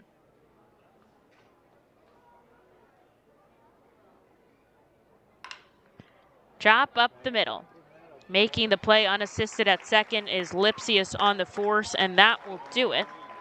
But the Fightin' Phils do pick up 2 runs, and they take the lead over Erie. They do leave the bases loaded in the 4th. On to the bottom half we go, up by 1 here in Erie, Pennsylvania. Cornwall Manor is an active senior living community on a 190-acre wooded campus in Cornwall, Lebanon County. The community offers independence and opportunities for wellness and fitness, as well as educational and musical programs, and the peace of mind of having convenient health care on site. Cornwall Manor offers a range of residential choices from apartments to homes. Prospective residents are welcome to visit us for lunch and have a chance to learn more about the community.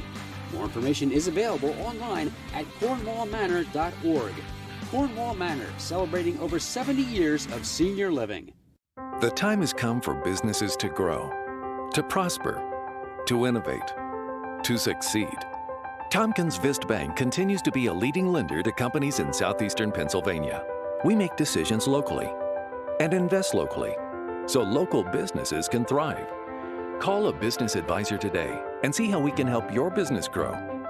Tompkins Vist Bank, locally focused, a world of possibilities. Member FDIC, Equal Housing Lender.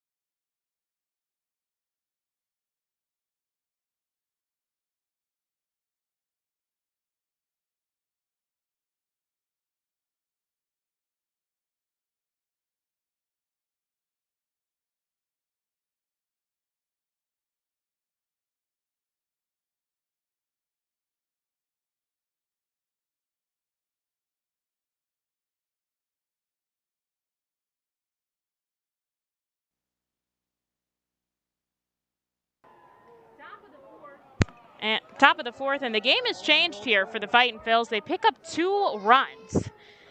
And they lead this game 3-2 now, 7 hits to Erie's 5, and a pitching change as Ethan Lindau's day is done after 4 innings of work. And now we see Taylor Lehman for the first time this season. Lehman coming off the injured list after having Tommy John surgery, got a couple of rehab innings in lower levels, and it's nice to have another lefty out in the bullpen here. He'll see Dylan Rosa 2 strikes, a ground ball left side. On 2 hops, Sal Gazzo, a great play over at the hot corner, and he makes out number 1 for Taylor Lehman. Take a deep breath. He's got that out here in Double-A. Saw Taylor last season, half starting, half out of the pen, you know, that whole piggyback thing the Phillies were doing. But I think he'll be mostly out of the pen here for the Fightin' Phils. And I'm wondering if he has some family in the crowd here, a Pittsburgh native. We're not too far from there, closer than Reading. As Luis Carpio comes up, the number 9 hitter had an RBI single his last time up. Takes a first pitch strike. Lehman, the tallest player on the roster now with James MacArthur gone. He's 6'8", and he looks it out there, towering over Carpio as he gets him to chase 0-2. Lehman signed by Philadelphia back in 2018. Pennsylvanian through and through, went to PSU, graduated there as he misses outside on the off-speed pitch. 1-2.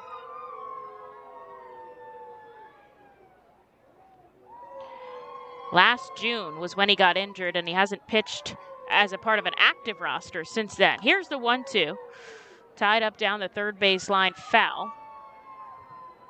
6 clean innings of rehab coming back up from the Florida Complex League up to High A Jersey Shore. Just 1 hit, 1 walk, 6 strikeouts. Started that back on July 2nd, so it's been, you know, with the All-Star break and everything, about a month since he's getting back to live innings. Here's the 1-2. Misses downstairs. 2 balls and 2 strikes. And was activated and put on our roster on the 29th when Braden Zarbniski added to the injured list. Stands on the first base side of the rubber. Here's the 2-2 with 1 out. This is a blooper that goes back Aldrum corridor, catching it over the shoulder deep at first. Our Phils will go around the diamond with it for out number 2.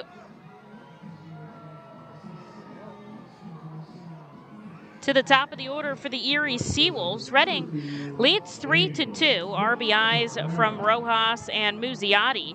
In the fourth, they came within 1 batter shy of batting through the order and left with the bases loaded. But they came up with those big hits to get the runs they needed for the lead. And now Lehman trying to put his team back up quickly. He's got 2 outs in the bottom half. Send a first pitch strike to the lefty Daniel Cabrera. Cabrera, a pair of singles today. This is his first time seeing Taylor. To Ethan Lindau. Today is done after 4 innings of work. Both of the starters coming out a little bit early today. Or 3 innings of work, rather. 5 hits, 2 runs, 2 walks, 1 strikeout. They give him 52 pitches. And a lot of times when the pitchers get those bookend starts of the series, go a little bit shorter the second time as Cabrera chases a fastball down and away. 92 out of the lefty Lehman. 1-2. Trying to sit down the side in order. That would be the first time the Fightin' Phils do that against the Erie SeaWolves today. Keeping their 3-2 lead. The lefty kicks and fires. Line drive. Bounces in front of Guzman. What a good play by the shortstop. Sends it over to corridor, and the Fightin' Phils sit down the Erie SeaWolves in order. As we head into the 5th, the Fightin' Phils keep their 1-run lead.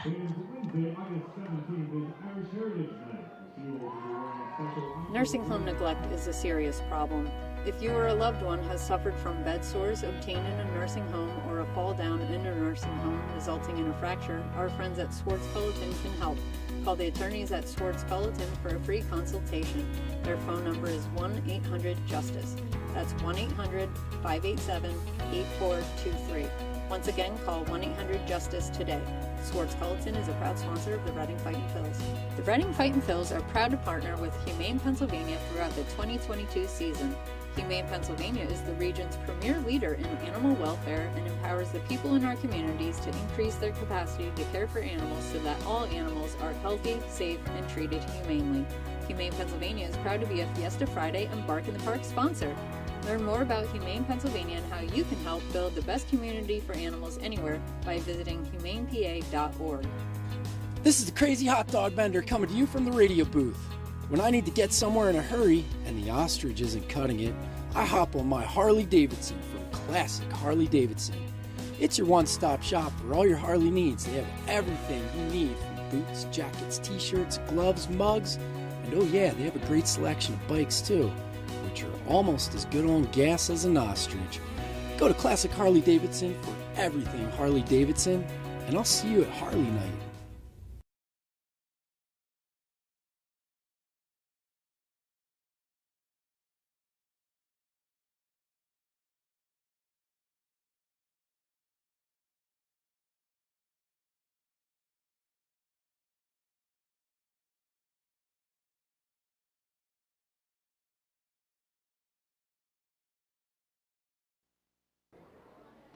Wendell Rijo lays down a bunch sharply up the third base side. It is foul.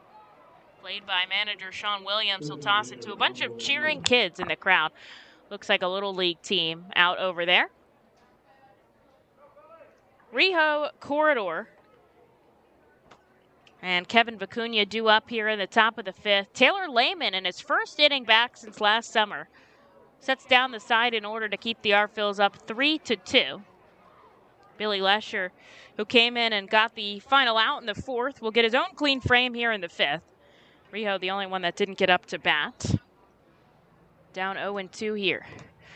Takes a pitch upstairs. Talking to Rijo yesterday, been struggling a little bit on this road trip, and he's looking to get back in the hit column. His dad is actually his favorite hitting coach. His dad works with the winter ball teams. As he grounds this sharply to second, Lipsius on the run. He'll make the play. And they're watching a lot of film last night, trying to figure out how to turn the tables back. But he's retired for the third time today as Aldrum Corridor comes up. Started everything off in the fourth with a base hit and a run scored. So 1 for 2 today. See if he can get something rolling in the fifth. R-Phil scored the first run of the game, a Simone Muziotti home run in the first. Erie put up 2 in the bottom of the second to take the lead, and Reading's gotten it back and looking to keep it here as the lefty takes a first pitch strike. His family's in town with him here on the road. 2 cute young kids as he is hitting the jersey, throws his bat down. Going to have to keep batting with a 1-1 count. He's okay down there. When he plays at home and his family is in town, he uses the walk-up song Mi Niña and always points to his daughter before he steps into the batter's box. Tribute to both of his kids. Son Derek always out on the field having a catch with him. It's fun to watch. One out here, top 5. Corridor lines this right in front of Dylan Rosa in left. Second time today he's gone the opposite way with it, and it's worked out in his favor. Get himself down to first. Here's Kevin Vicuna.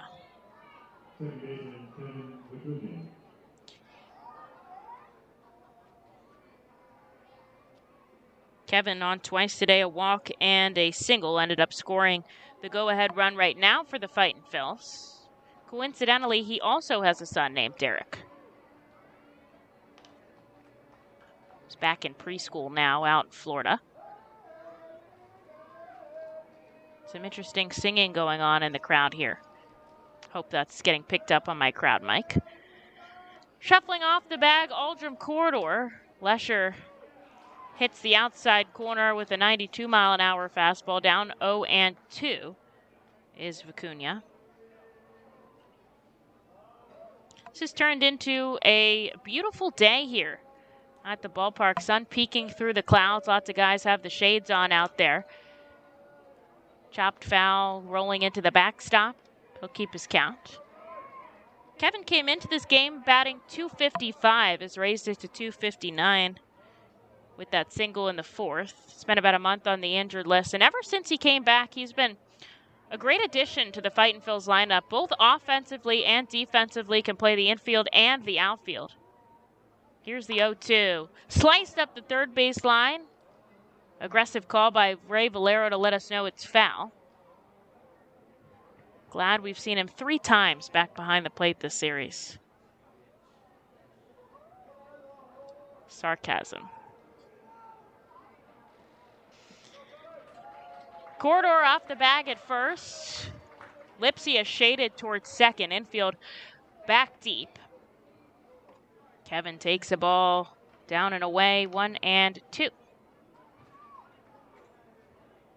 We'll say this about Erie. We've had a beautiful week of weather. We've been very blessed. I hope the trend continues when we go home in Reading, a 6-game set against the Hartford Yard Goats, the Rockies affiliate. Vicuna gets a piece of it, fouling it back into the net behind home plate, 1-2. 1 out here, top of the 5th. Reading leads Erie 3-2. Also 8 hits to the SeaWolves 5. Lesher, pitch number 25 impending for the reliever. Runner on first, 1 out. Kevin chases the pitch down and away. And there's a strikeout. Just the third of the game for the Fightin' Phils. And out number 2 here in the 5th for Jonathan Guzman. He'll have Aldrum Corridor still on first. The Fightin' Phils with a 1-run lead in the top of the 5th.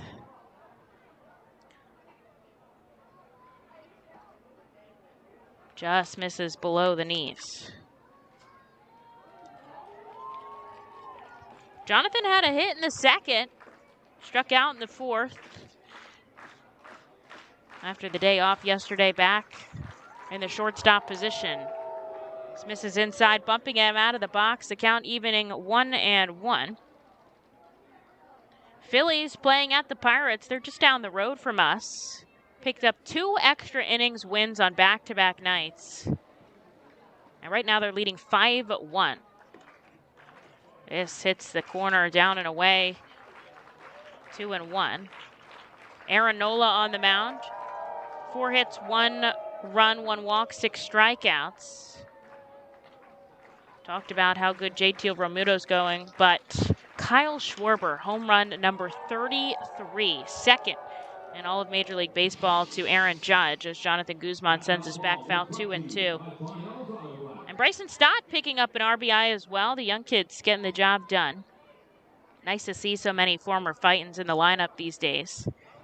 That's why they say the Stars of Tomorrow play in Reading today. Corridor on first, 2 outs. Guzman lines this into center. A diving catch by Dylan Rosa. That man had a cape on him as he flew into center field, absolutely robbing Jonathan Guzman of a base hit to end the inning. That's going to make some highlight reel for the Erie SeaWolves. The Fightin' Phils get a hit. They strand him on the base pass. To the bottom of the 5th we go, up 3-2.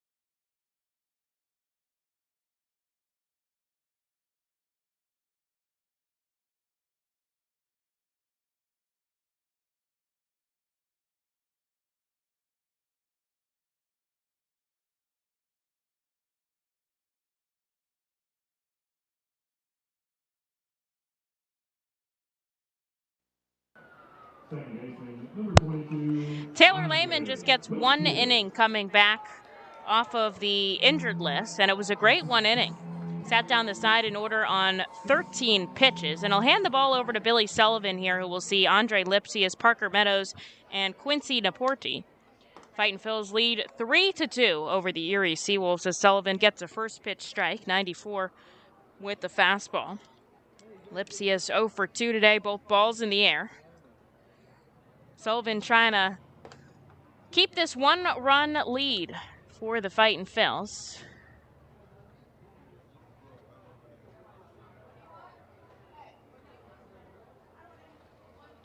Ball outside. Here's the 1-1. In the dirt, 2-1. Infield, outfield, back deep for the Fightin' Phils. The sun now back behind a cloud. I think it'll be popping in and out for the rest of this contest. Big kick by Sullivan. Some high heat that Lipsius fouls back into the stands. The count moves to 2-2. So we talked about the Phillies' lead over the Pirates. Lehigh Valley has a 5 o'clock start out in Durham. That's a late night coming back from North Carolina there for the AAA team. Here's the 2-2. Line into right field. It ropes foul. Just cuts in. The Fightin's bullpen. That would have been tough to play for Jalen Ortiz. Instead, Lipsius will have to head back to the plate with a 2-2 count. Jersey Shore had 3 straight shutouts against Wilmington. Now they're trailing 4-0 in Sunday's game in the bottom of the 8th. Blue Claws had Dominic Pipkin with the start. Gave up 2 hits, 3 runs, all earned in 3 1/3 innings. Blue Claws have just 3 hits today. And Clearwater finished up their game against Dunedin, dropping 6-4. This is lined into center field. Rojas gets a glove on it at the ankles on his way over to left. Good plays by the outfielders on both sides today. Seen good defensive work this series, seen terrible defensive work this series. It's been a real mixed bag. Reading had 3 errors in the contest yesterday. That is a season high for them. Erie snapped a 61 1/3 errorless streak. And here's Parker Meadows from the left side with 1 out on the board. Meadows 1 for 2 today. It's been tearing into the Fightins this series. Goes up the middle, it gets through. Multi-hit contest for the number 15 prospect in the Detroit Tigers system. Gets himself on first, representing the tying run in a 3-2 game. And here's Quincy Naporti. He's having a good series. Hasn't done too much against the Fightin' Phils. Picked up a big sacrifice fly the other day. He's had some clutch hits, I'll say that. That's probably why he leads the team in RBIs. Takes the first pitch strike from the righty Billy Sullivan.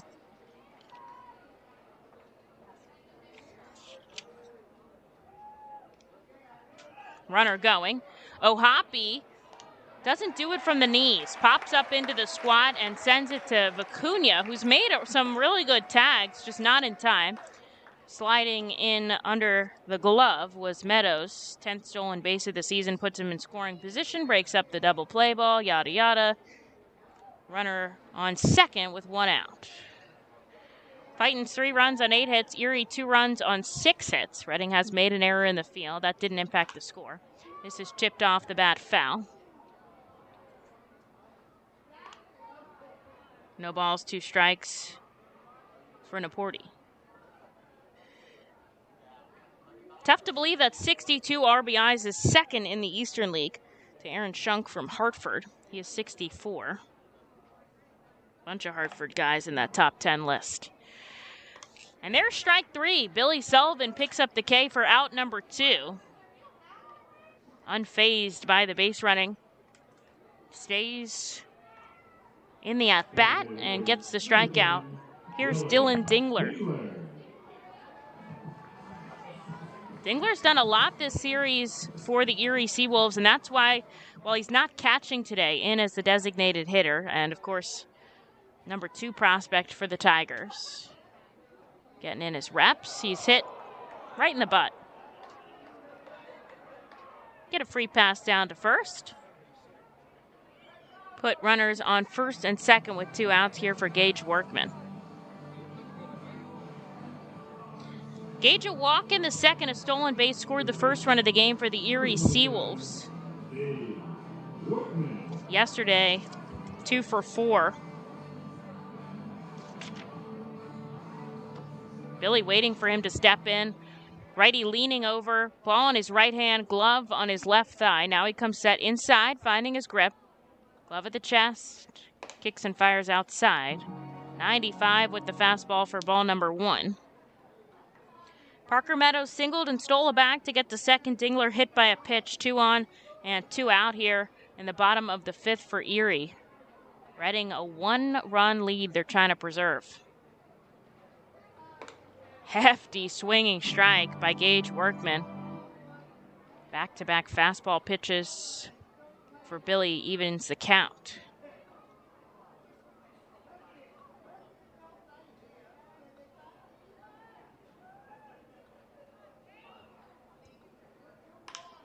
This is shoved into right field. Ortiz is there, takes 1 step back and makes the catch, and Billy puts up a donut in the bottom of the 5th to keep the R-Phils out in front 3-2. On to the 6th we go here at UPMC Park. We'll be right back in just a minute. Join us as we celebrate Reading's Hispanic and Latino culture during 12 Friday home games this season. With Savage 61 Fiesta Fridays presented by eXp Realty, Breakthrough Beverage, Humane Pennsylvania, Origlio Beverage, and Mal Beer. Fiesta Fridays feature special Los Luchador de Reading uniforms, Hispanic and Latino food and music, and other cultural elements throughout the ballpark. Get your tickets now by calling 610-370-BALL or visiting us at the Weidenhammer ticket office at First Energy Stadium. ROG Orthodontics is the proud official partner of the ROG Orthodontics Fightin' Phil's Kids Club. Join today at Fightins.com to get your free ROG Orthodontics Kids Club t-shirt and visit FantasticSmiles.com for more information on why ROG Orthodontics is voted number 1 in Berks and Monco.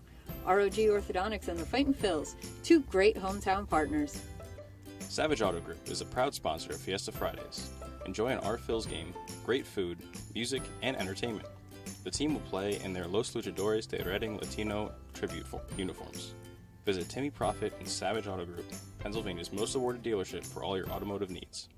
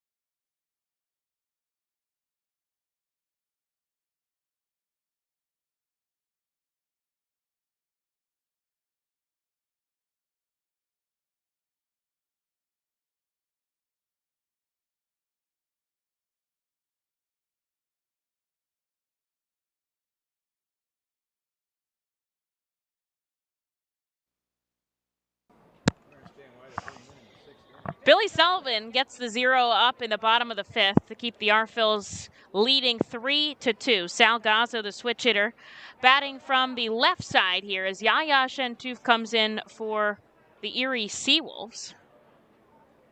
Usually see him in the finale of the game, but we'll see him here in the top of the 6th. Gazzo chops this slowly to Lipsius at second, able to make the play over to first.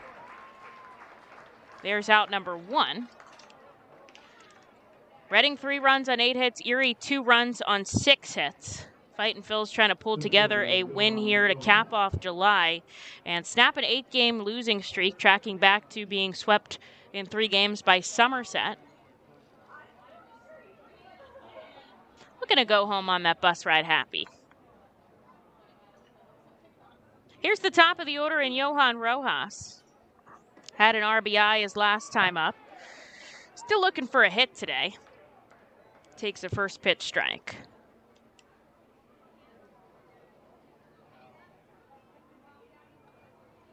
Infield, back deep here. Rojas lays off a ball down and away. 1-1. Monster home run to begin yesterday's game.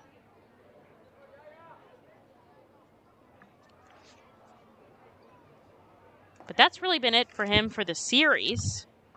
Although he's played phenomenal defensive work out in center. And coming off some time off, went home for the birth of his baby, and so, adjusting back as well can be difficult. Here's the 2-1 below the knees, 3-1.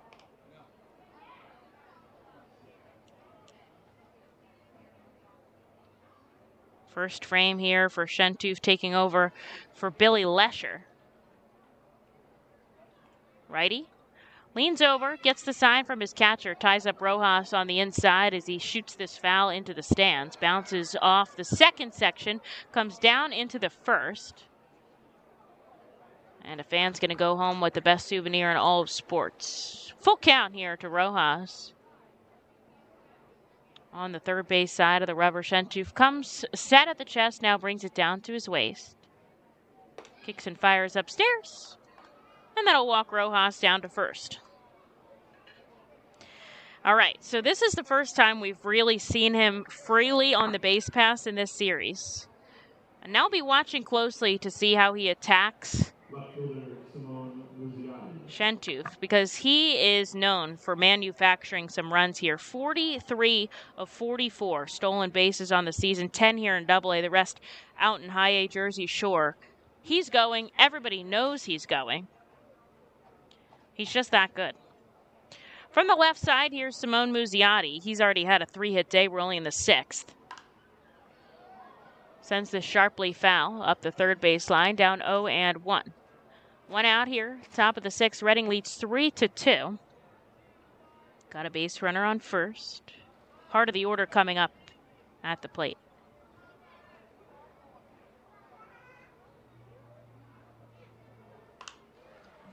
Sky high pop-up. It's going to come in on the roof. Ooh, could hear that one. And he's down 0-2. A lot of foul balls in this game. Bat Boy's got to bring out a couple more there to Ray Valero behind the plate. Rojas shuffling off the bag at first, 1 out. Here's the 0-2. Upstairs to Muziotti. Rojas is going. Bumps off the bag at second. Nice snag by Lipsius out of the sky. That was going to go into the outfield. And Rojas safe at second, breaks up the double play ball and gets himself into scoring position with just 1 away. The pitch came in from Shentoof quicker, I think, than Rojas imagined it would. And if it was a good throw, it would have been tight. But nobody was there to catch it. Carpio was playing back, and it bounced off the bag. Ball and 2 strikes here to Muziotti. Corkscrews fouling it back into the net behind home plate. He'll keep his count. Stolen base number 11 for Rojas here in Double-A. It's not been caught yet.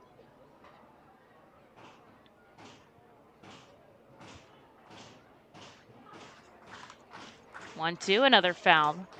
Back behind home. Keep his count. Coming to the 2-hour mark in this game here in the top of the 6th. We've had longer contests. Obviously, we had that 1 extra inning game, but nothing has flown by. Been a lot of back and forth. Here's the 1-2. Outside. Good take by Simone. And it moves to 2-2. Rojas walked and stole a bag to get into scoring position here. kind of guy that can score on a base hit. Reading leads 3-2. They love to lead by more. Chantouf misses outside. Muzi takes everything in his power to hold off from swinging. And it's now full. Manager Sean Williams ready to wave Rojas home. It's about halfway up the third baseline, facing into the outfield. Waiting for this ball to drop. Here's the payoff pitch. Rojas is going. Slice down the left field line. It's foul. Hit and run doesn't quite work out. Have to go back to second. Just one out here in the top of the sixth.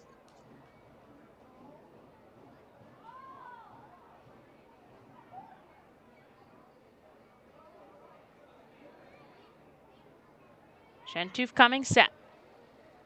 Looks back at second. Steps off.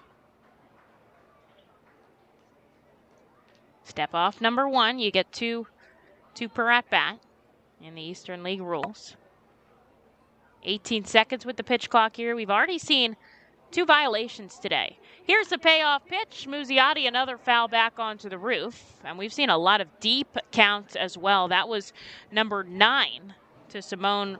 Earlier in this game, Logan O'Hoppe had a 12-pitch at-bat from Reese Olson that ended in a walk. But we've seen a couple other ones.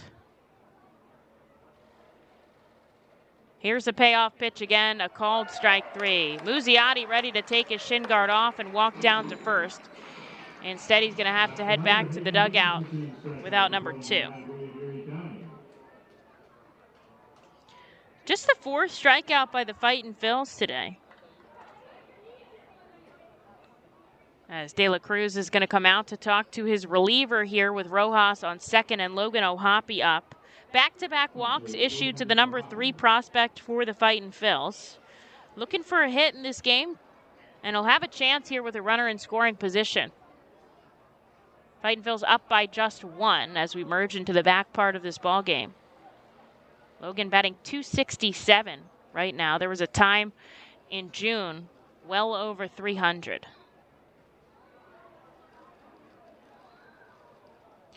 But .267 for a catcher who's had 15 homers this season and 11 doubles is not too shabby. 6 stolen bases as well. And don't forget, he spent about 3 weeks out with an illness and then missed some time for the Futures game as well. Takes a ball down and away. He's been batting in the top of the order all summer for the Fightin' Phils. First pitch ball. Crowding the plate is Logan O'Hoppe. 1-0. Hits the outside corner, 1-1. Chantouf going off speed there, dropping it down to 83. Rojas, a solid lead off of second. Workman playing back at third. He'll be going on contact with 2 away. Logan takes a called strike inside. And he's down 1-2. Waiting on deck, the cleanup hitter, Jalen Ortiz. Trying to keep the line moving as much as possible for the Fightin' Phils. They're up just 3-2 here in the top of the 6th. Logan takes a pitch inside, and that evens the count. Sun back behind the clouds again here in Erie. Nice warm day, just a slight breeze pushing left to right out. O'Hoppe lines this up the middle, right back where it came from. Rojas coming home. Play at the plate is late. An RBI single for Logan O'Hoppe makes it 4-2, Fightin' Phils. Got to give a lot of credit to Rojas there, who turned on the Jets, rounding third. Heartbeat ahead of that throw. And you never know what run could be the saving grace here for the Fightin' Phils. They keep the line moving in the top of the 6th. Their 9th hit coming across the board as Logan O'Hoppe safe at first. 2 outs. Here's Jalen Ortiz.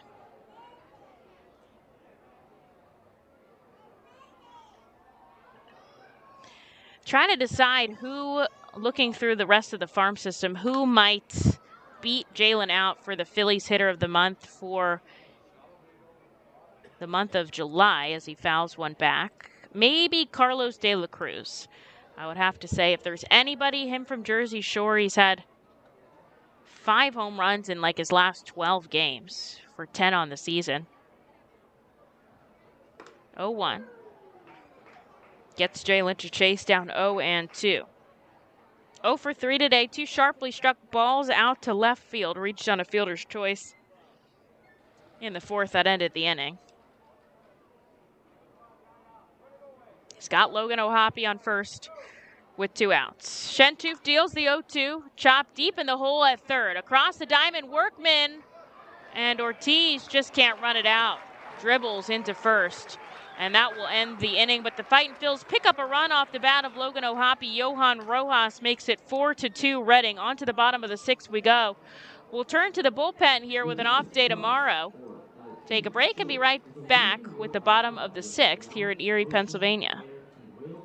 Join us as we celebrate Reading's Hispanic and Latino culture during 12 Friday home games this season. With Savage 61 Fiesta Fridays presented by eXp Realty, Breakthrough Beverage, Humane Pennsylvania, Origlio Beverage, and Mal Beer. Fiesta Fridays feature special Los Luchador de Reading uniforms, Hispanic and Latino food and music, and other cultural elements throughout the ballpark.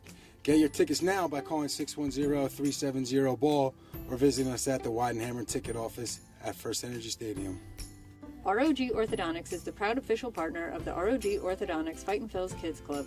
Join today at Fightins.com to get your free ROG Orthodontics Kids Club t-shirt and visit FantasticSmiles.com for more information on why ROG Orthodontics is voted #1 in Berks and Monco. ROG Orthodontics and the Fightin' Phils, 2 great hometown partners. Savage Auto Group is a proud sponsor of Fiesta Fridays. Enjoy an Our Phils game, great food, music, and entertainment. The team will play in their Los Luchadores de Reading Latino tribute uniforms. Visit Timmy Profit and Savage Auto Group, Pennsylvania's most awarded dealership for all your automotive needs.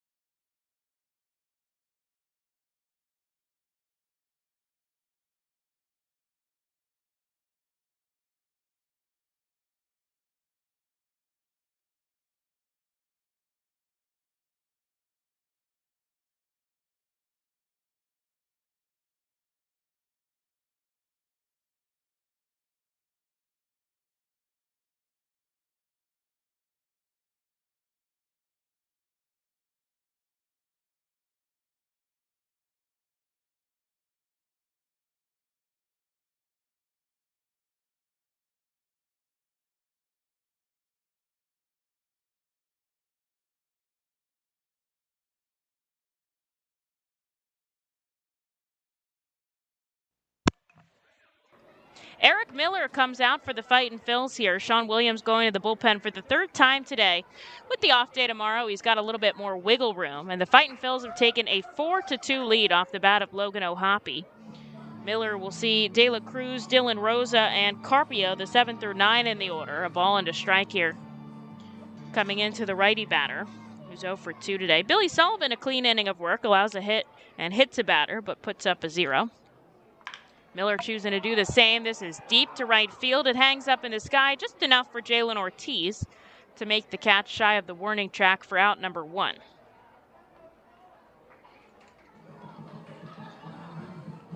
Here's Dylan Rosa.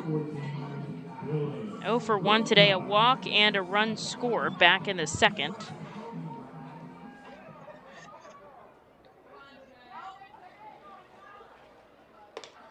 Fightin' Phils have 2 lefties coming out of the bullpen today with Lehman and Miller. Brian Marconi, the only other lefty in the bullpen, used in yesterday's game, probably won't throw today.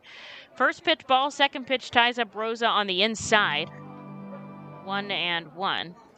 Miller's been pretty stellar for the Fightin' Phils this season, a 1.61 ERA. Comes above the letters 2 and 1.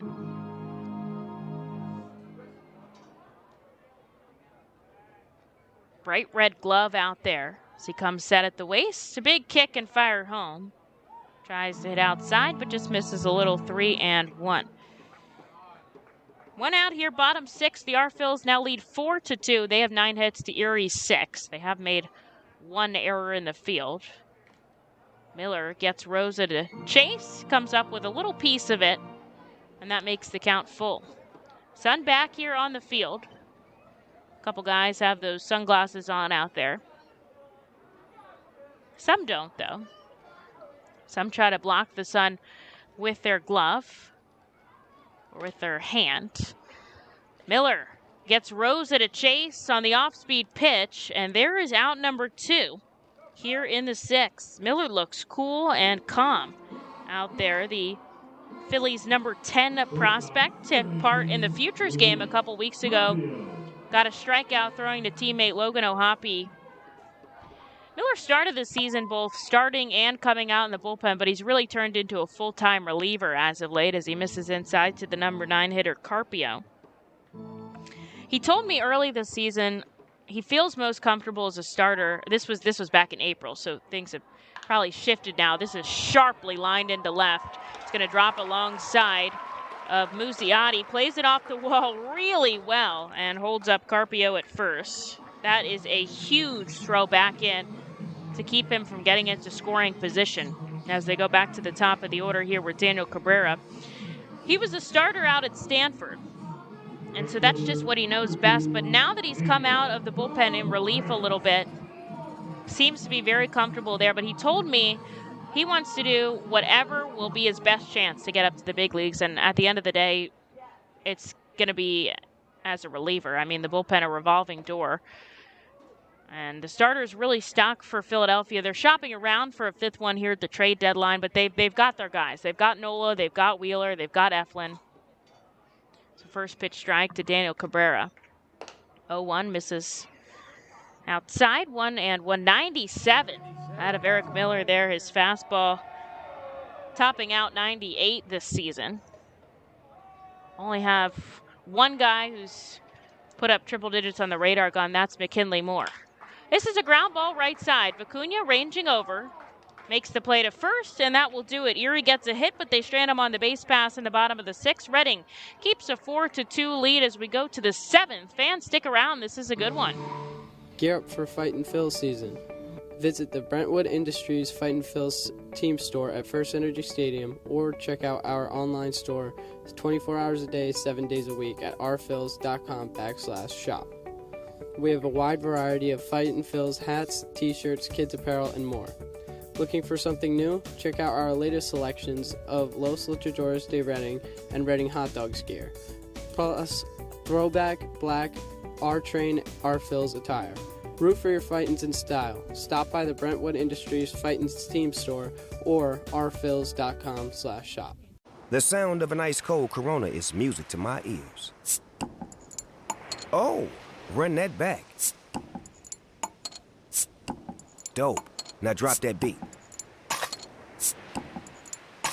And hit me with the hook, player. Hey, whatever you do with your fine life, just do you, player.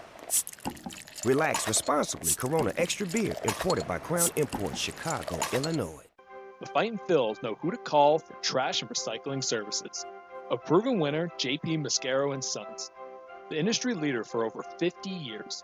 Trust the familiar Mascaro Blue Elephant to provide dependable, quality service for your home or business. That's JP Mascaro & Sons, one of the top companies in its industry. Trash and recycling services for home, business, and industry. We are hiring and have open positions in Berks County. Check our website for open positions at jpmascaro.com or call 1-888-MASCARO. JP Mascaro & Sons, ready to serve you.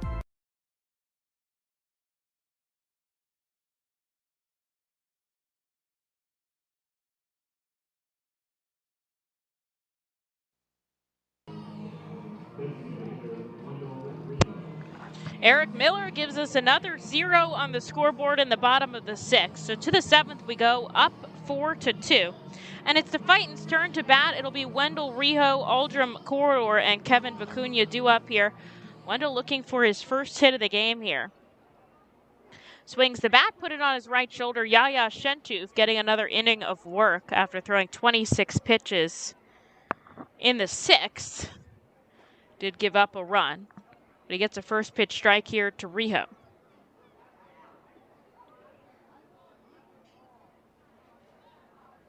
Infield, outfield, back deep to the DH today, taking his time, stepping in the righty batter's box.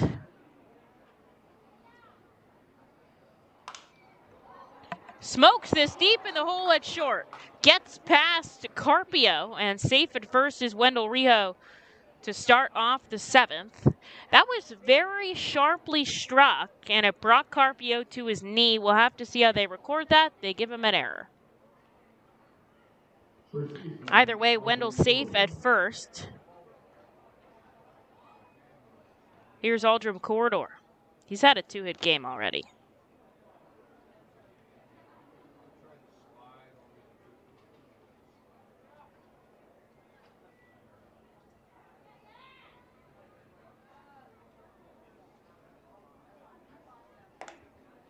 Corridor checks his swing. Doesn't go around, I guess? They didn't say anything. That was a tight call. Good bat control there by Aldrum. Keep it from crossing the halfway point of the plate. Shentooth leads down, a runner on first, and nobody out. This is a ball outside, 2-0. Wendell leads the team in stolen bases with 14. Chance to get himself in a scoring position here. A little bit of a shift to the lefty bat, and Aldrum. Carpio shaded more towards second. Obviously, Reading trying to be careful but aggressive on the base paths. Sliced into left by Corridor, all the way back. It bounces off the wall. Rijo hustling for 3. He's going to hold up there. Aldrum picks up his 3rd hit of the day here in front of his family. Puts runners on the corners with nobody out. Wendell was hustling out of first, and he gets himself 90 feet from home plate. And if that was about 2 feet to the right, that would have been a home run. But it bounced off that wall that's 37 feet high out and left. And it's just probably the world's longest single to Aldrum. And now the manager is going to come in here.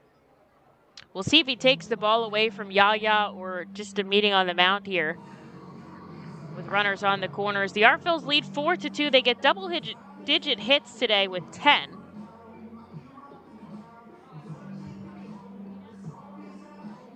And he doesn't point to the bullpen here, whether he's doing this to give his reliever some time to warm up or what. Now he points. All right, that's a little much, sir. So we're going to go to the bullpen here with runners on the corners in the top of the 7th. The Artvilles lead 4-2. They're threatening. There's nobody out, and Kevin Vicuna up at the plate.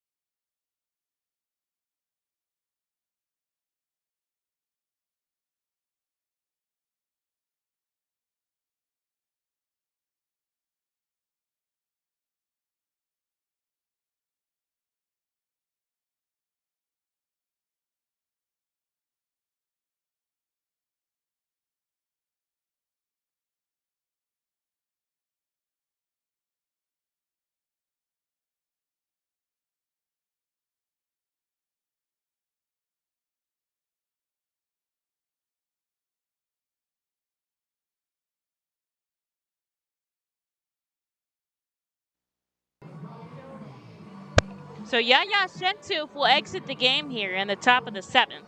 He'll leave Rijo on 3rd and Corridor on 1st. Nobody out for Gerson Moreno, making his 3rd appearance of the season. He'll inherit 2 runners, and he'll face Kevin Vicuna at the plate. Reading leads 4 runs on 10 hits, Erie 2 runs on 7 hits. Both teams have made an error in the field today. Reading trying to run away with this game. You don't want to give Erie any opportunity to come back. It's already 2 runs is still a close contest. This could be a big moment for Reading trying to break this game wide open. They've got a runner 90 feet from home. Kevin deep in the hole at 3rd. It's foul. Sean Williams knocks it out of the sky, tosses it in the stands.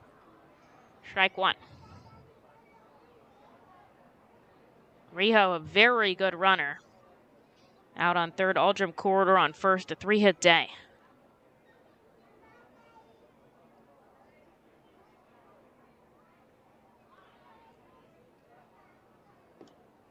Kevin chases a breaking ball down and away, 0-2. He's had a hit today and a run scored back in the 4th.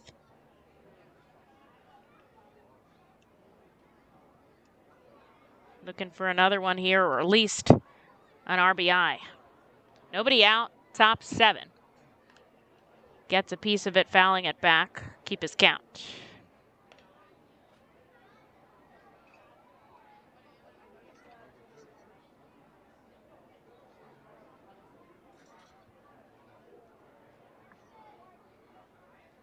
Moreno looks over at Aldrum on 1st. He's not taking much of a lead over there.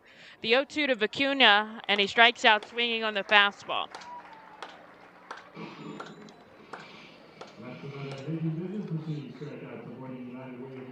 There's out number 1 in the 7th.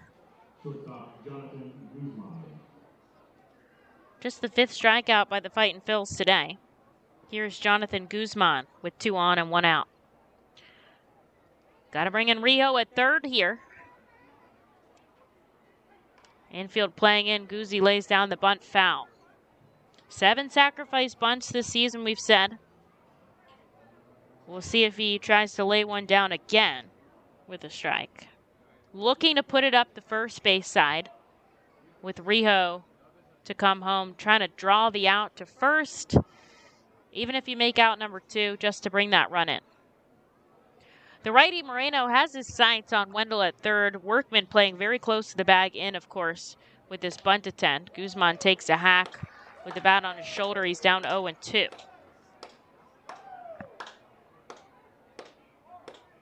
Reading got the first run of the game early here. They have a 4-2 lead in the top of the 7th. Moreno looks over at Corridor on 1st. Here's the 0-2. Strike 3. Back-to-back strikeouts for Moreno here. And now there's 2 outs on the board for the Fightin' Phils. They do not want to strand a runner on 3rd. They've done a good job today of hitting with runners in scoring position. They are actually 3 for 12. Which I know seems like a lot, but those 3 are huge. Rijo on 3rd, Corridor on 1st, 2 outs, top of the 7th.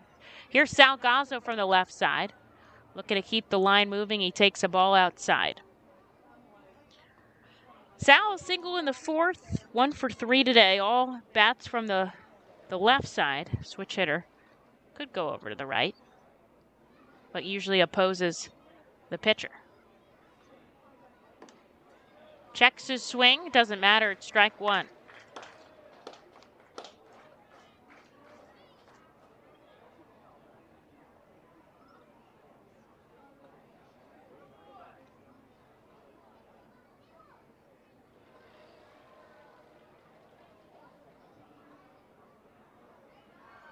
Moreno deals Gazzo. Fly ball, left side, foul.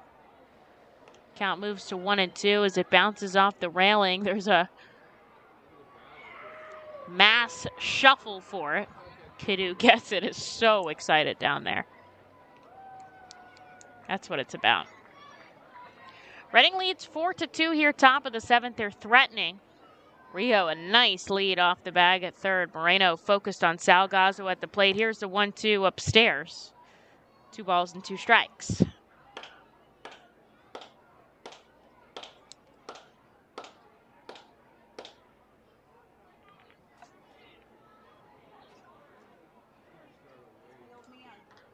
Infield back deep except the first baseman, Deporti holding the runner on. Gazzo holds off a pitch outside, and now it is full. Waiting on the on-deck circle, Johann Rojas representing the top of the order. Our Phil's looking to strike big.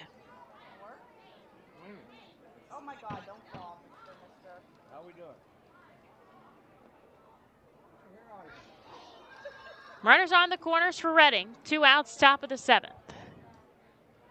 Time is called. Oh! Did he violate the pitch clock? He did. He violated the pitch clock for ball 4, and that is going to walk Salgazzo to first. And nobody is coming in faster than Andre Lipsius, the catcher De La Cruz, up in Ray Valero's face. So is Gabe Alvarez. This is something that has been discussed in baseball here as Johnson is pushing back the catcher De La Cruz, who is fighting here. Alvarez up in the face of Valero. They had their first ejection with Andrew Navigato of the season yesterday. We've had 11. They've had 1. And Alvarez is not going to push this battle. He's going to let it go. I'm surprised. Crowd is booing. So here's the stance on this, right? The pitch clock is supposed to make the game more exciting, right? It's supposed to keep the game moving at a faster pace, which is more entertaining to the fans. Obviously, this is a good situation for Reading. It loads the bases, right? Like, I'm not going to complain about this. But is like a ball 4 call more exciting, you know? Here's Johann Rojas with the bases loaded. Takes a hefty swing that almost brings him to his knees. The main thing, so one of my friends had a situation where a called strike 3 on a pitch clock violation ended the game when they were threatening in the bottom of the 9th. Is that more exciting than a walk-off? No, right? So it's like there should be a balance. There has to be some feel with the umpires. I'm not complaining with a bases-loaded walk. This is exciting. Here's Rojas with the 0-1. He takes a pitch in the dirt, 1-1. But I think the thing about the pitch clock is that it's like human run. It's just like a regular person who's barely been trained. Like, it's a stranger off the street, you know, that's doing it. So it's like there has to be a little bit of grace given by the umpires, but Gazzo on first. Rojas takes a swing at an off-speed pitch. Moreno is fired up here. You can tell. Reading trying to take advantage of this opportunity. Rijo on third, Corridor on second. Salgazzo taking the walk down to first. The bases are loaded with 2 outs. And rookie Johann Rojas can do some damage here. Here's the 1-2, and he chases strike 3 in the dirt.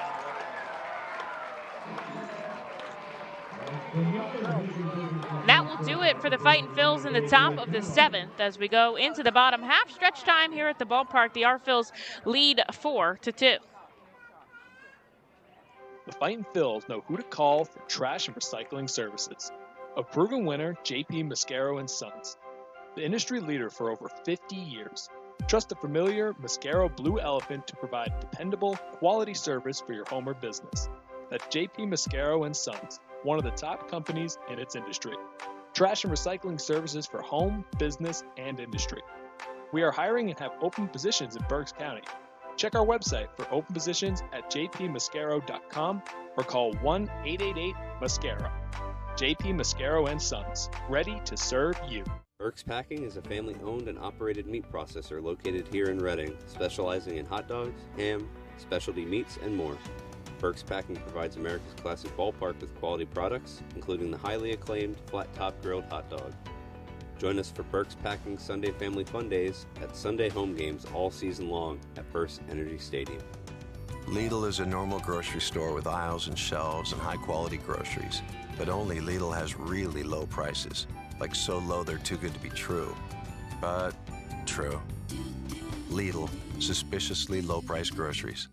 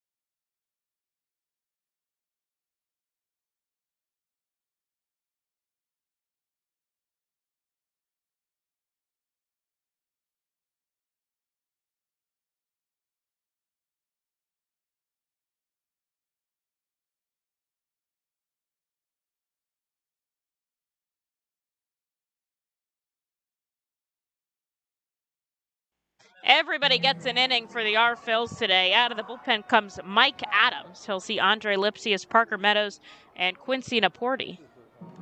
Reading leads 4 runs on 10 hits. Erie 2 runs on 7 hits. Fightin's had the bases loaded in the top of the 7th. They couldn't bring in a run.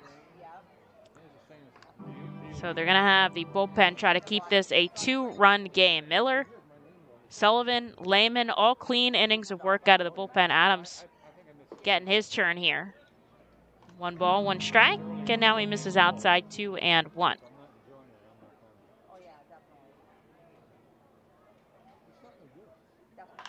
This is smoked down the left field line, foul. That'll even the count 2-2. Lipsius 0 for 3 today, all balls in the air. Sharply struck as well. Miller finishes his inning, 1 hit, 1 strikeout, 14 offerings. Reading leading 4-2 here. This is sent foul. Keep his count.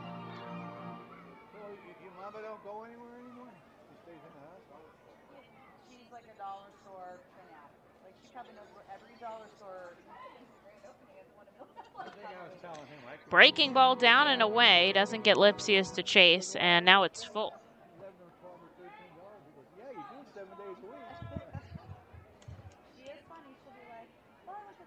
Adams sets up glove of the chest, time called. Phillies lead 8-1 now over Pittsburgh. Mark Appel out on the rubber for the Fightin' Phils. Aaron Nola got the start. They let him out there. 6 innings, 6 hits, 1 run, 1 earned. As Lipsius takes ball 4 here, that'll put a runner on first with nobody out. But Mike Adams is the king of ground ball double plays. See how many he has this season. Flip, flip, flip. 5 ground ball double plays.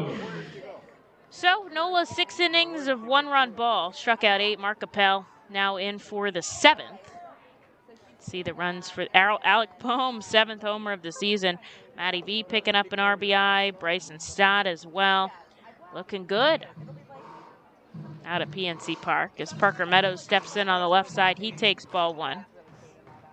Lehigh Valley getting a 5 o'clock start out in Durham. This misses inside, 2-0. Jersey Shore trails 4-0. That game is over out at Wilmington. They had won 3 straight, but fall to the Nats single-A affiliate. Here's the 2-0. That hits at the knees, and he gets a strike on the changeup. And Clearwater fell in their game to Dunedin. Adams deals. This is chopped off the bat to short. Guzzi steps on second, makes the play to first, and there's that double play ball I was talking about. Probably splintered bat there for Parker Meadows, it sounded like. The old 6-3 double play in your scorebooks. Puts 2 outs on the board. Clears the base pass for Mike Adams. Here's Quincy Naporti.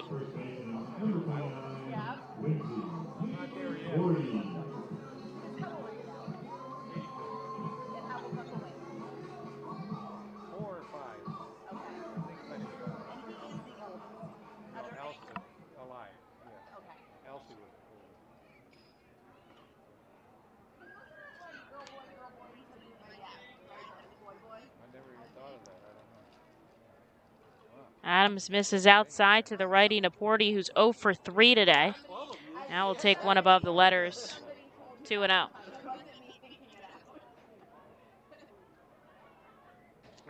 Pitcher number 5 for the Fightin' Phils. They'll have that universal minor league baseball off day tomorrow. 3 straight balls here to Naporti. So manager Sean Williams, a little more wiggle room in the bullpen, but a day game on Tuesday, an 11 o'clock camp day for the Fightin' Phils, and then back to night games. On the 3-0, Naporti tied up on the inside, bumps it back foul. Adams with a 92-mile-an-hour fastball makes it 3-1. Fighting here, he's got 2 outs on the board on the top of the 7th. Reading leads 4-2. Here's the 3-1 chipped foul, and it's now full. Stays sharp and gets back in this at-bat.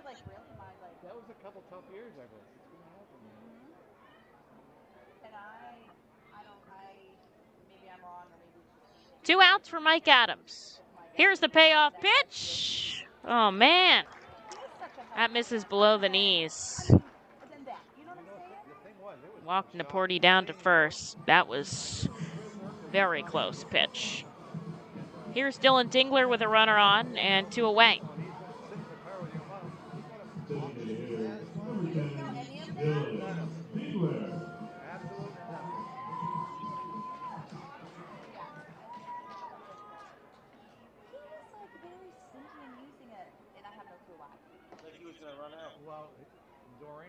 Trade deadline coming up in 2 days.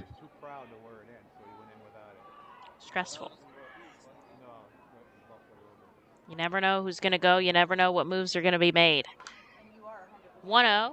Sent foul down the third baseline. Philly shopping for a starting pitcher mostly, maybe an outfielder. Could get some, could get nothing. We'll have to wait and see.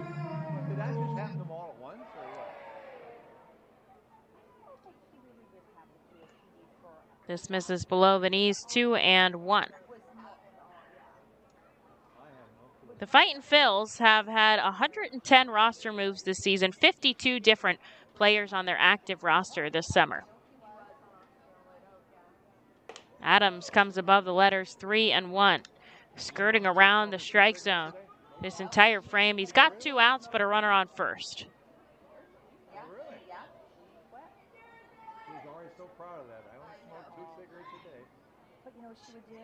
Dylan Dingler, a walk and a hit by pitch today. Takes a strike on the corner, and Adams has another full count. Let's see if he can come out on top this time. Mike leads the team with 6 wins under his belt.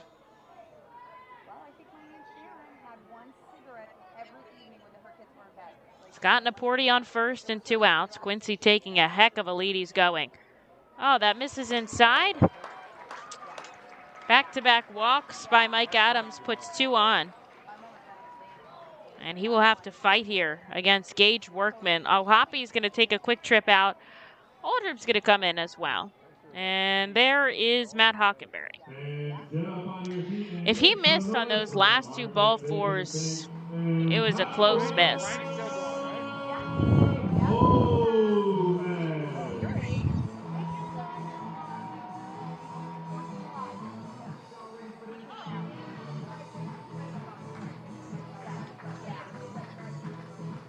Gage Workman up at the plate with Naporti on second, Dingler on first. Our Phils lead by 2. Really want to keep it that way.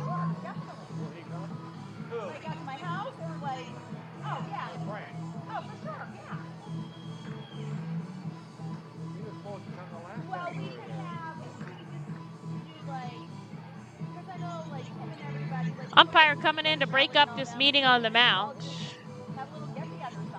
Oldham saying some final words here to Mike Adams. He'll work with 2 on and 2 out here against Gage Workman. 0 for 2 today with a walk, a stolen base, and a run scored. Reading leads 4 runs on 10 hits, Erie 2 runs on 7 hits. Both teams have made an error in the field, but Reading trying to hold on here to snap an 8-game losing streak.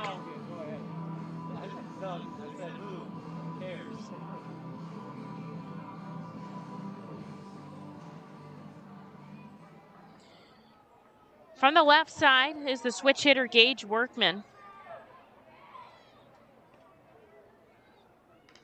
Adams gets a first pitch swinging strike. With Alec Boehm's home run, he's now raised his batting average up to 300. 300! A major league batting average. That's awesome. That's what it is. It's awesome. 2 on, 2 out. Workman shoves this foul. He's down 0-2.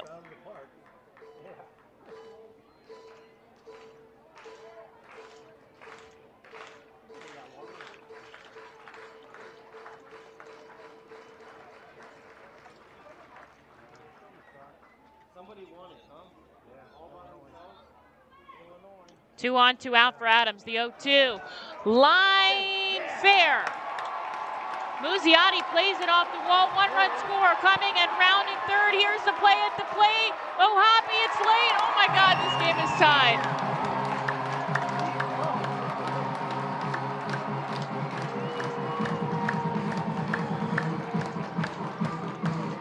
Workman a triple because it played off the corner of the bullpen wall.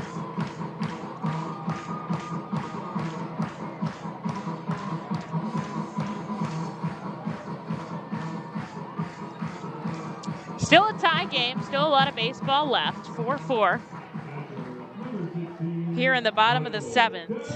You got to give credit to Gage Workman for getting to third there. That's insane.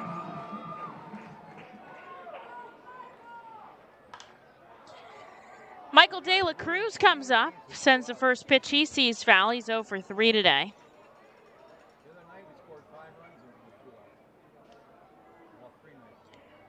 They're only going to give him credit for the double advanced on the play at the plate.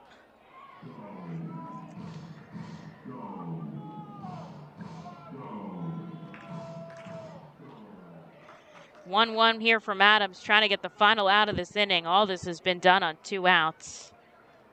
Makes De La Cruz look silly there as he swings at an off-speed pitch, 1-2.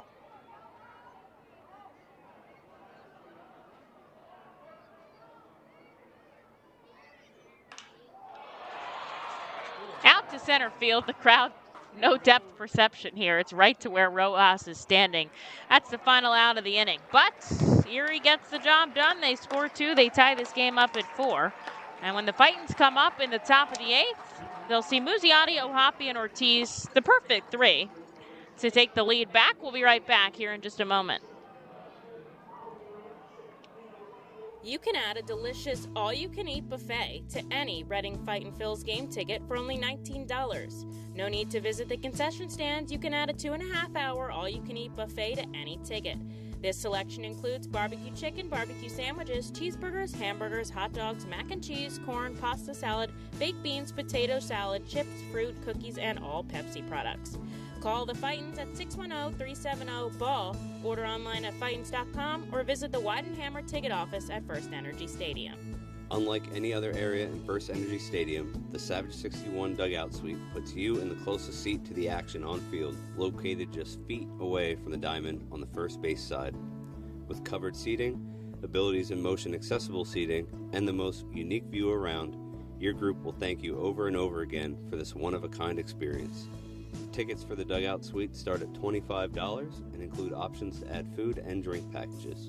The Reading Fightin' Phils are proud to partner with Mao Beer and Stockertown Beverage throughout the 2022 season. Mao Beer and Mao's Cinco Estrellas Lager, which is available in the Stadium Plaza Bar, has 128 amazing years of brewing history. Make sure to pick up Mao Beer and Mao's Cinco Estrellas Lager at First Energy Stadium at our Plaza Bar throughout the 2022 season and through our partner at Stockertown Beverage. Mao Beer will be on site for all of our Fiesta Friday games with samplings of their amazing Cinco Estrellas Lager. Mao Beer is a proud partner of the Reading Fightin' Phils and all Fiesta Friday celebration games. Mao Beer, the 5-star taste and quintessential beer from Madrid. Please drink responsibly.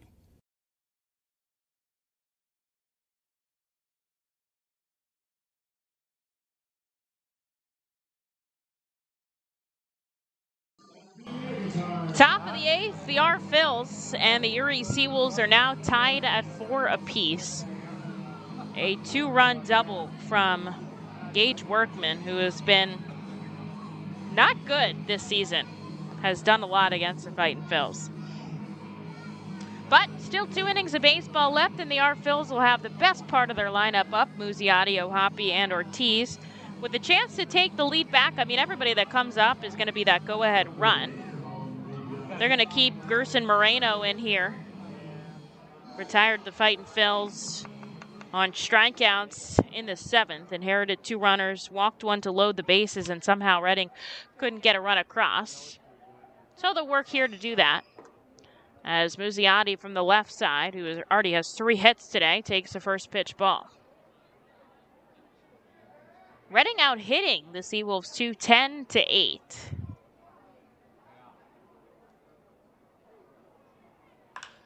This is smoked down the right field line. Oh, it just ropes foul.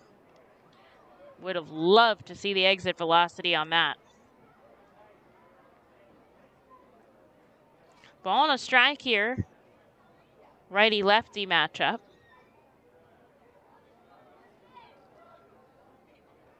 Moreno set at the chest. Here's the 1-1. This hits the up part of the plate. 1-2. Not a lot of people happy with that call. Moreno deals. Muziotti sends it foul. He'll get to go again.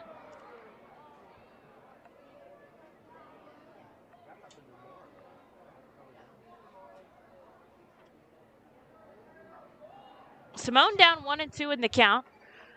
Reading tied with Erie 4-4 in the top of the 8th. Sky high pop-up. It's going to come into the stands. Fan almost makes the barehanded grab.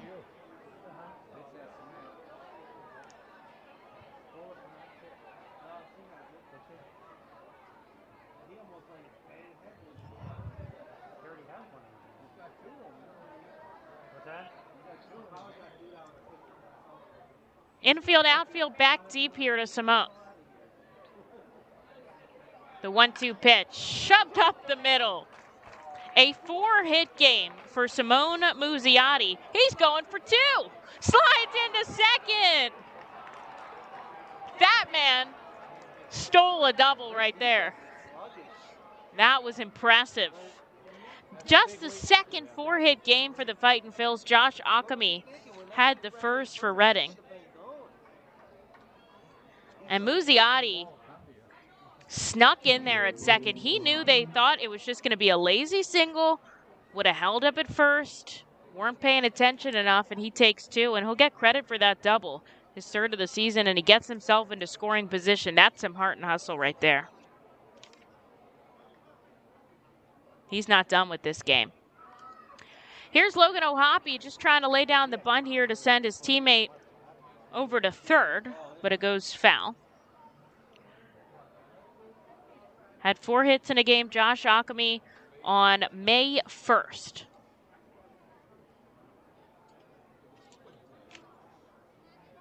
Now it's Simone Muziotti on July 31st. Logan keeps the bat on his shoulder, sends it foul down 0-2.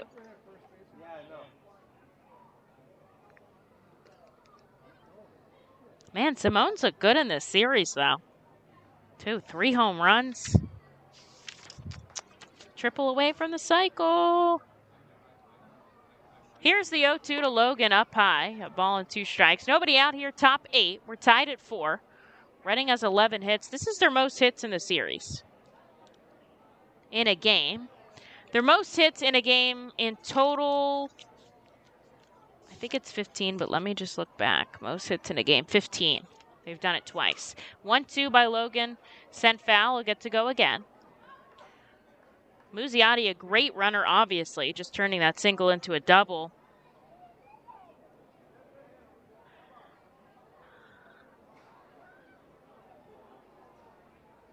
Takes a good lead off a second. Sean Williams ready to wave him home if he can. Moreno looks back at second. Here's the 1-2. There's a ball outside. 2-2.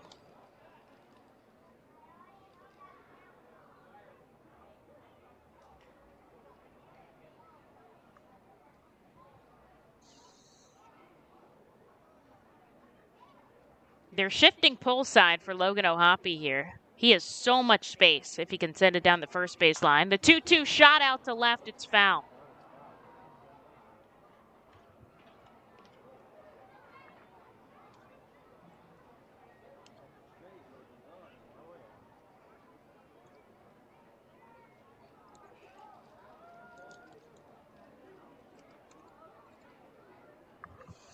Oh, man, a leadoff double by Simone. Gets the juices rolling again. Tied at 4 here, top 8. Here's the 2-2 to Logan. Takes the ball, and the count is full.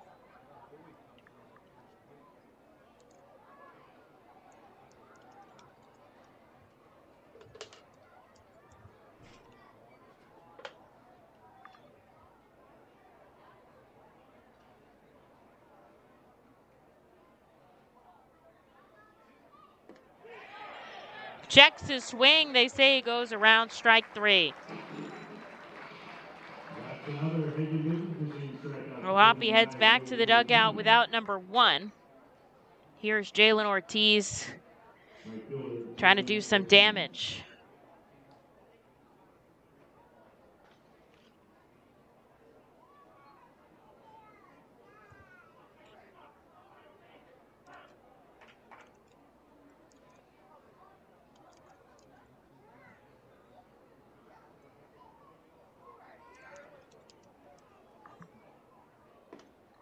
Jalen 0 for 4 today.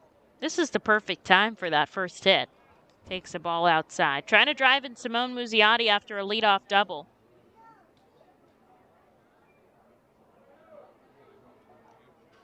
Big wide stance from Ortiz in the righty batter's box. Runner on second, 1 out in a tie ball game. This is a pitch in the dirt. Good block by De La Cruz. You know Muzi's going for it if he can.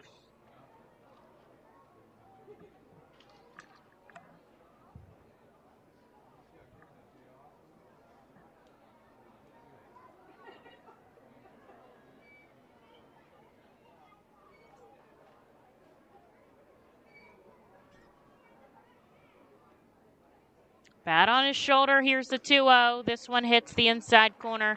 2-1. 33 pitches for Gerson Moreno here. Lean out and see if there's somebody in their bullpen. I can't. It looks like I can see the catcher there, so if there's somebody, must be throwing.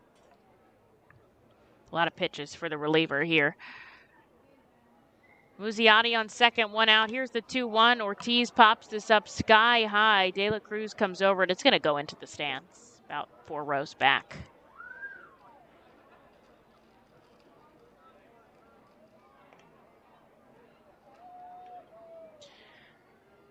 De La Cruz, 29 years old, the fill-in catcher here for the Erie SeaWolves. We haven't seen Johann Rojas at all, and he is listed on the active roster. Really, I guess, the bullpen catcher.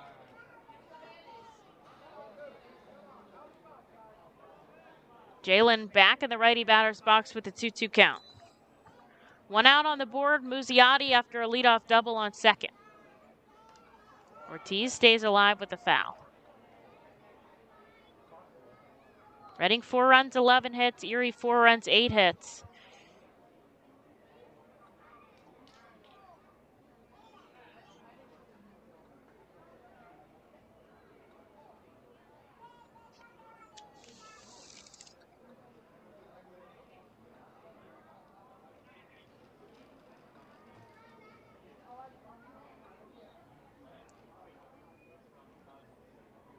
Here's the 2-2 to Ortiz. He goes down swinging.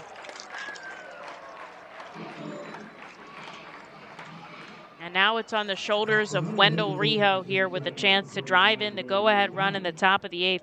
Back-to-back strikeouts for the Arphils. After a leadoff double by Muziotti that he pushed a double too. Can't let that go to waste. With 2 outs, he'll be going on contact. Here is Wendell Rijo.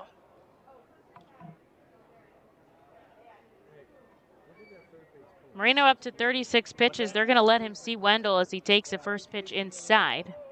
Somebody up in the bullpen for Reading.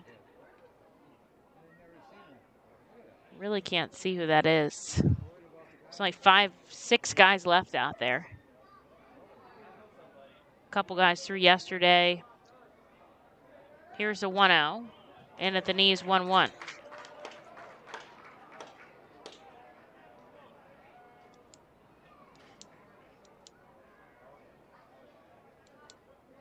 Who's available? Perkins, maybe. Morales, Tyler McKay, probably.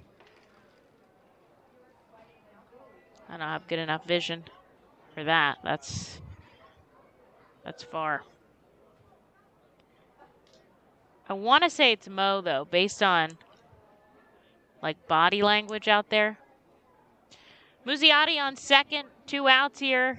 Top of the 8th. 4-4. Rijo sends it back foul, down 1-2.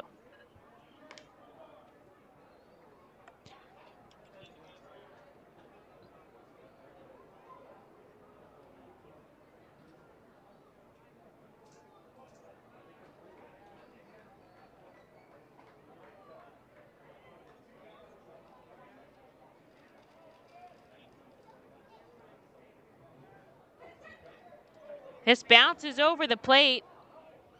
Simone stays at second.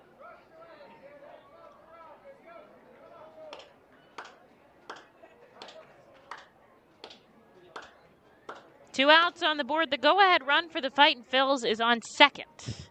Gerson Moreno, pitch number 41, coming into Wendell Rijo. An even 2-2 count with 2 outs. That's ball 3.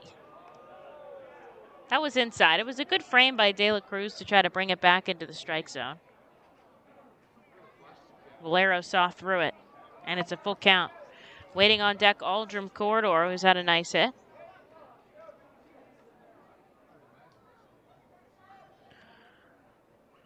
Runner on second, 2 outs. Moreno looks back. Here's the payoff pitch. Rijo popped up. Right side. Naporti tracking it into foul territory. He makes the catch.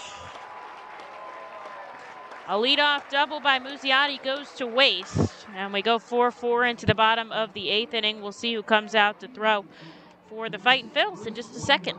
K Pool and Spa offers a variety of expert services for both in and above ground pools and hot tubs. They provide the service for Pool Pavilion at the First Energy Stadium and keep it clean and maintained throughout the entire season. Based in Reading, Pennsylvania, they've been family owned and operated for 40 years.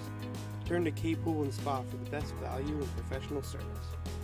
International Fireworks is the official fireworks provider for the R-Phils. International Fireworks shoots all 33 fireworks shows throughout the R-Phils season, including 6 Mega Blast fireworks shows. International Fireworks also provides the pregame fireworks after the national anthem at each game. International Fireworks has a retail store in nearby Douglasville, Pennsylvania, where you can purchase all of your fireworks. Visit fireworksrus.com for more information about the International Fireworks retail store in Douglasville. Thanks again to International Fireworks, the official fireworks provider of the R-Phils. Looking for the place to have the ultimate family fun at the Fightin' Phils game? Look no further than Capital Blue Cross Funland. Capital Blue Cross Funland features the most exciting games and entertainment at the ballpark, including speed pitch, mini golf, ring toss and peach basket toss, mascot autograph booth, a bounce house, and the incredible giant inflatable slide. Bring your family to all the fun at their next R-Phils game at Capital Blue Cross Funland.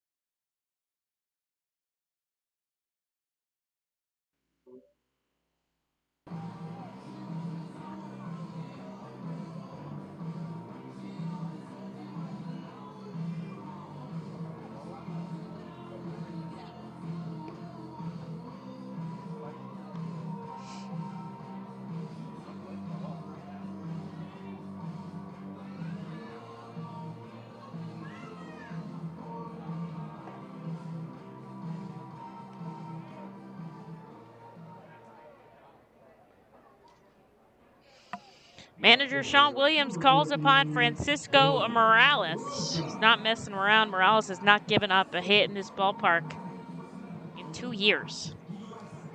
See Dylan Rosa, Luis Carpio, and Daniel Cabrera and try to keep this game tied at 4 apiece. Gotta.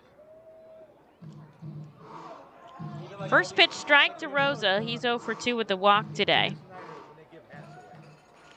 Morales, the 6th pitcher of the game for the Fightin' Phils. With the off day tomorrow, he's got some wiggle room.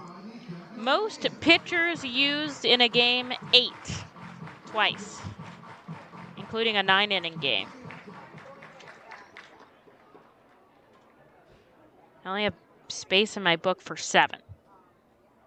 Mo kicks with the 0-2. This hits. Punched out on 3 pitches is Dylan Rosa, and there is out number 1 in the 8th. That's a way to assert your dominance. Here's Luis Carpio. He's had 2 hits today.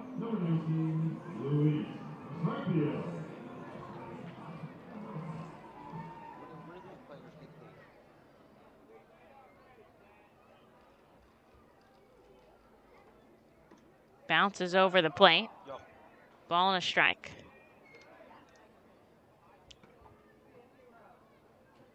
So you don't play any ball anymore? I quit this This is smack to left, coming in quickly. Museotti, it bounces in front of him. What do these players get paid? What do these players get paid? Unless they were big draft picks, around 60,000. Right. Carpio, a 3-hit day, gets himself on first. With 1 out, here's the top of the order and Daniel Cabrera. Oh, really? Tries to lay down a bunt, it shoots foul. You gotta be dedicated unless you're a superstar. To work your way up. Go ahead runner on first here in a 4-4 game. Reading 11 hits, Erie 9.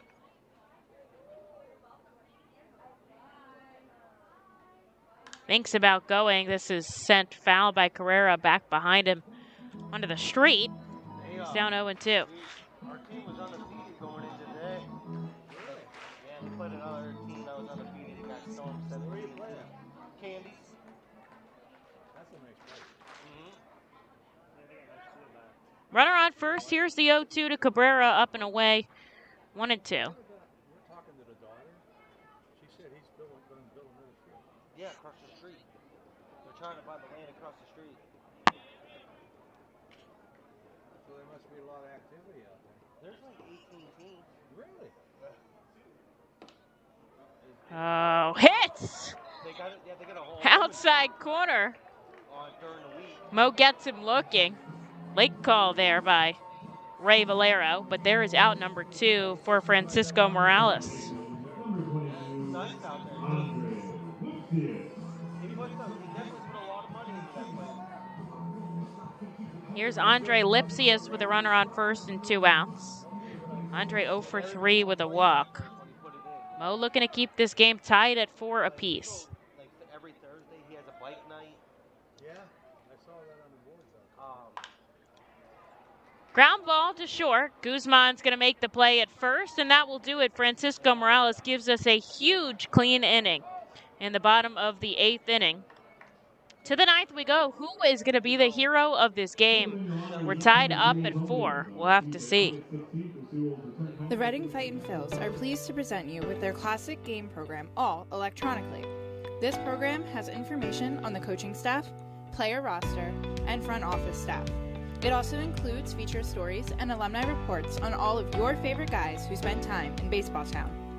Visit ourphils.com/programs to check it out. Our Phils fans can continue to expect great performances all season long on the Burke's Commercial Roofing stage. It's the home of great local talent, including the Our Phils mascot band.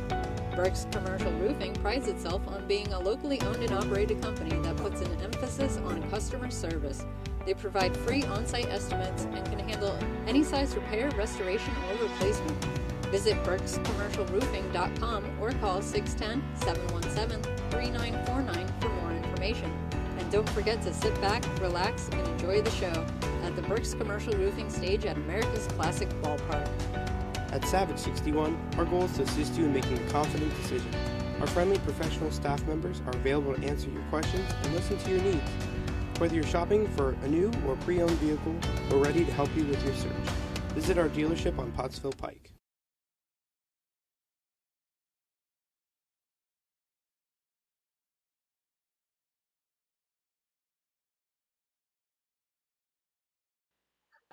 Into the 9th we go. 4 runs apiece. Reading 11 hits, Erie 9. Both teams have made an error in the field. Reading will send Aldrin Corridor, Kevin Vicuna, and Jonathan Guzman up to the plate here to try to get the go-ahead run across the board. Of course, Erie, the home team, will bat last in the bottom half. Big moment for Reading. Gotta drive in that go-ahead run. Especially on a getaway day, you know? Just end it.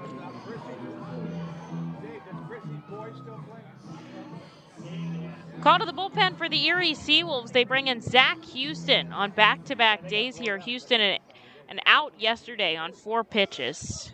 strikeout to Vito Freesia to end the game. But you still get all those warm-up offerings in, too. Like, you still get, I know he only threw one out, but there's still, 30 warm-up pitches or whatever it is going on. First pitch strike to Aldrin Corridor.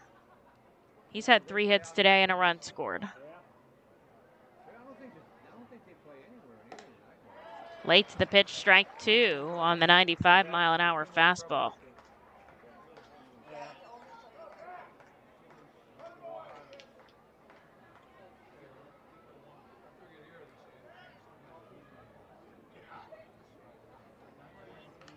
Oh, 2 ripped foul.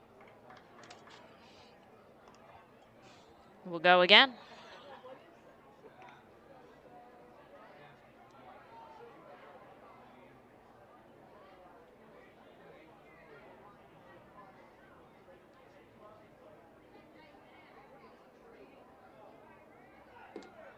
That's below the knees. It's a ball and 2 strikes. Everybody that comes to the plate will represent that go-ahead run, tied at 4 here in the top of the 9th.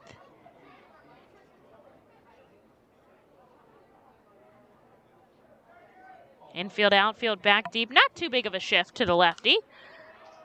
Sent foul by Aldrin. He'll keep his count.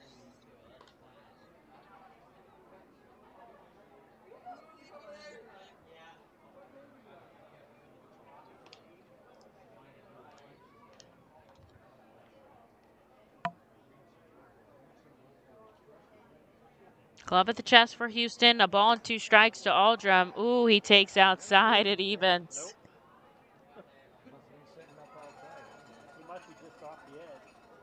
Big take. Got to get something moving here on the top of the 9th.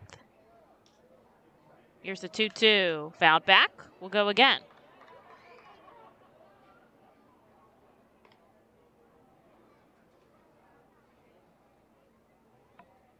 It's been a good game.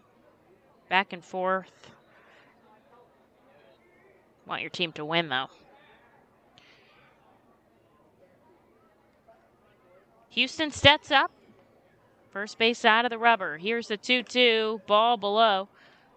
3-2. And Aldrin works his way back in this count.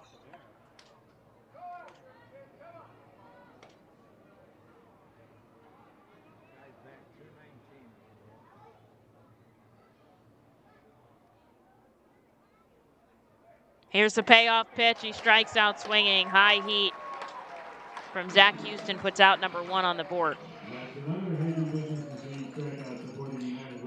Here's Kevin Vicuna.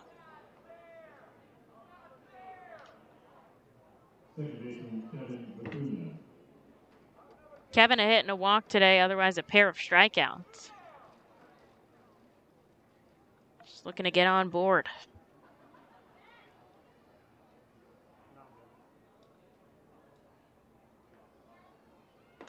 Takes a swinging strike. Phillies up 8-1 in the bottom of the 9th. Familia on the mound. Just put 2 on and nobody out. Lehigh Valley beginning their game in 20 minutes. This is a 3-hour contest. Actually over that as Kevin takes a pitch inside. 1-1.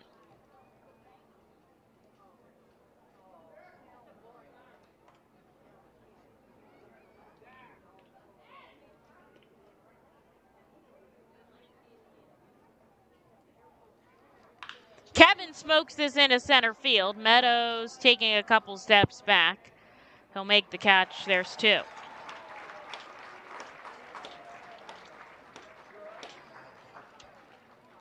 Shortstop, Jonathan Guzman.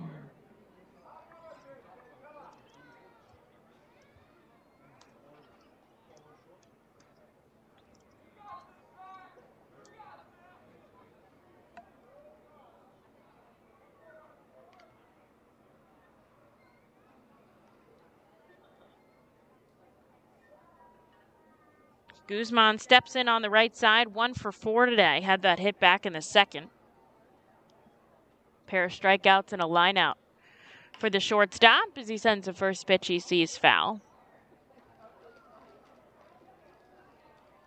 Looks like Marconi in the bullpen for the Fightin' Phils. Here's the thing with using all these pitchers, and the same goes for Erie, is that if we have to go into extra innings, you know, and it keeps going, who knows how long it goes and how many pitchers you've got left available. Of course, you could always throw in a position player. Here's the 0-1. Guzman goes up the middle. Jonathan gets himself on first. That represents the go-ahead run here with 2 outs. Salgazzo heading up to the plate, the chance to be the hero.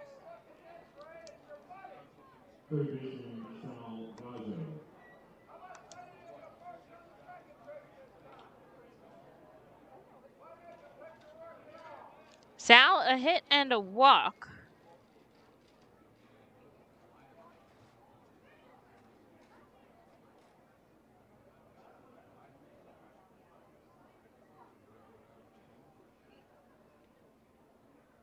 Runner going. The throw down is way off the line. Sliding in is Jonathan Guzman. And that pitch was a ball to Salgazzo. The Fightin' Phils have a runner in scoring position with 2 away in a tie ball game, top of the 9th. A single from Salgazzo could drive in Guzzi.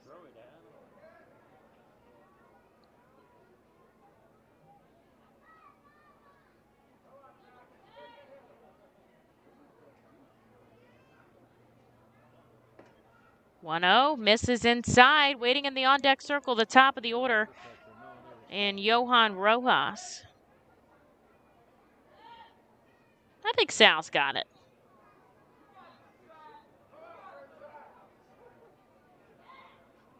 Zach looks back at Jonathan. Now he comes home the 2-0 outside, 3-0. Sal trying to get himself on base here, keep the inning moving.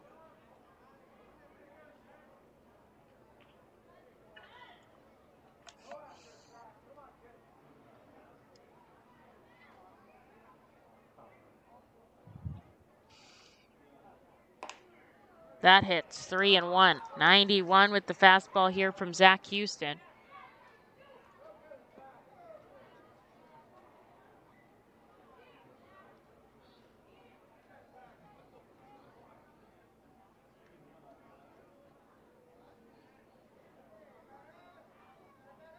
Sal takes a swinging strike, and now the count is full. Guzman singled with 2 outs, stole a bag to get into scoring position. Our Phils 4, Erie 4.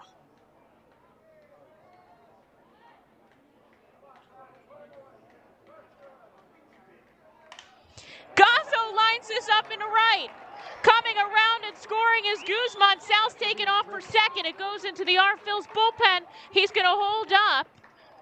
And Sal Gazzo, the hero, does the shimmy out on second. Our Phils 5, SeaWolves 4.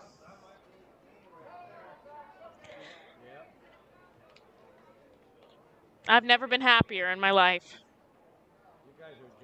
That was a great piece of hitting. Sent it right up the first base line.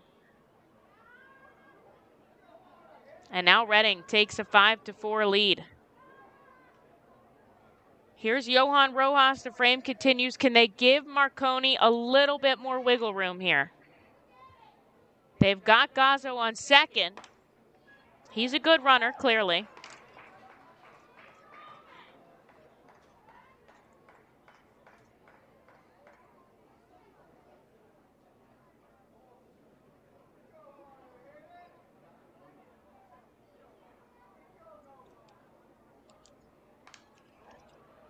Oh, 1 ripped foul, 0-2.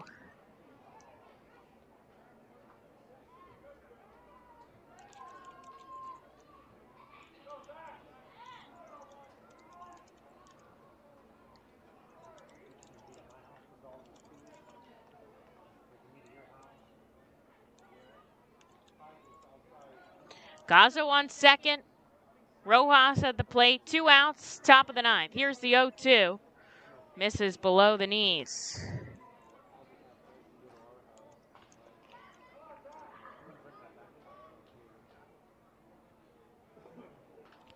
Bottom two hitters in the order is what's getting the job done today. Houston looks back. Here's the 1-2 outside 2-2. Rojas hanging in.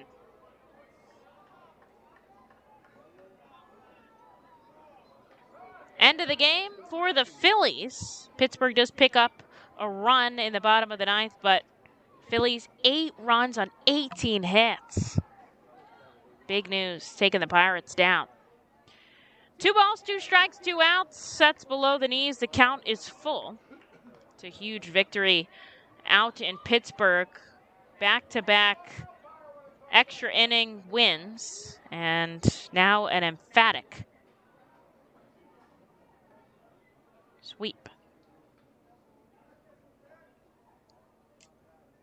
Gazzo on second, Rojas at the plate. The payoff pitch sent out to right field. Cabrera tracking it in the sun. He'll make the catch. That will do it in the ninth, but Gazzo, the hero of the game. An RBI double in the second. Plates Jonathan Guzman. And Reading leads 5-4. Brian Marconi will come in for the save situation here in the bottom of the ninth. 3 outs to go for the Fightin' Phils. You got to stick around for this.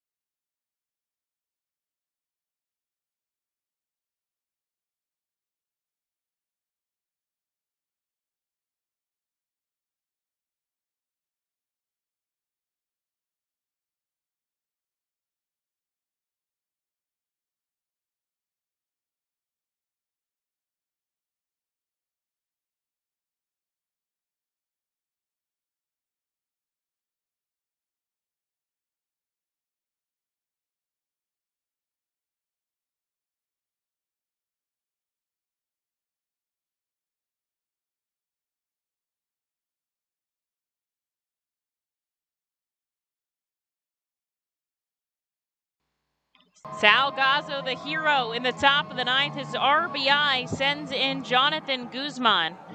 And now Brian Marconi will come out here to try to save the game.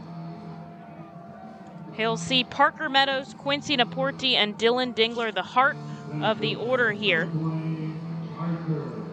3 outs to go, a 1-run lead. The Fightin' Phils trying to snap an 8-game losing streak desperately. They are fighting for their lives out here. Lefty-lefty matchup. Marconi gets strike 1.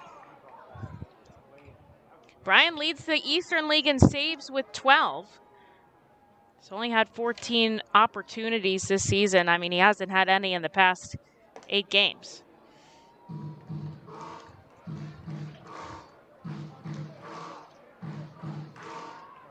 Scott Meadows 0-2 with a swinging strike. Reading 5 runs on 13 hits. Erie 4 runs on 9. Both teams have made an error in the field. The lefty deals outside 1-2.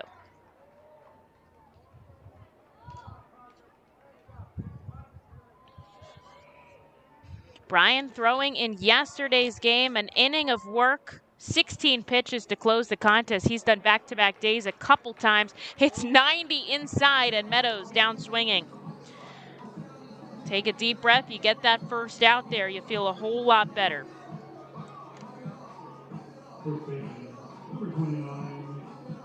Pitcher number 7 for the Fightin' Phils. Marconi's done back-to-back games, I think 3 times this season. He can tie it up. What's that? He leads us in home runs. Yeah. First pitch strike to the righty, Naporti. Nope, it's a ball.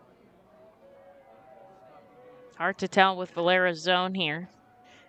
Infield, outfield, back deep, and out on the board in the bottom of the 9th, the Phils a 1-run lead. This is sent foul. That's definitely a strike. 1-1. Sun back through the clouds here. It's a beautiful day in Erie, Pennsylvania. Still can't wait to get out of here. Ready to come home to the Fightin' Phils fans. The 1-1 shot to left field. Muzzi's going to play it off the wall. It is not a home run. It is a double for Quincy Naporti as he slides in safely. 5 feet up. Would have been a game changer. Right now, it's just a hit. It's just a hit. I mean, it's a double and it gets him to scoring position, but it's just a hit. Here's Dylan Dingler. O'Hoppy's going to go out and give a little bit of encouragement here to Marconi.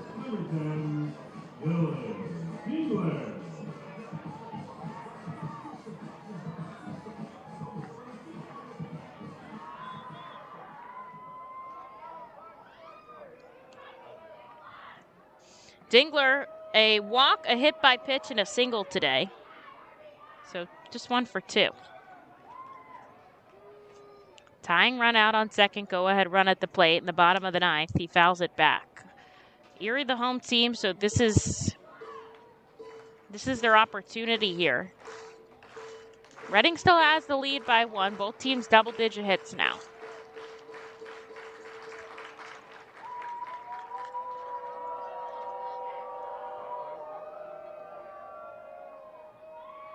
Brian looks back at second. Here's the 0-1. Sliced foul. He's got him 0-2.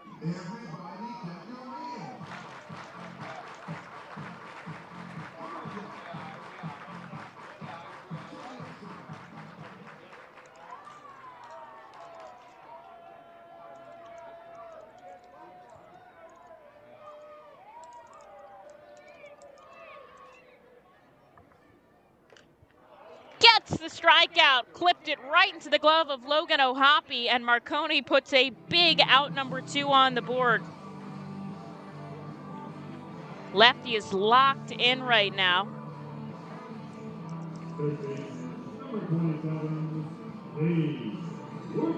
Here's Gage Workman with a tying run on second and 2 outs.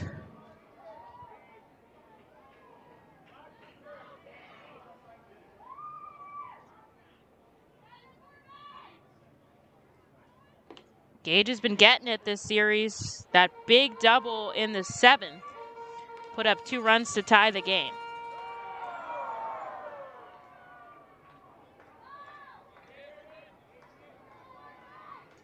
First pitch in the dirt, 1-0. Runner on second, 2 outs. Lefty on righty matchup.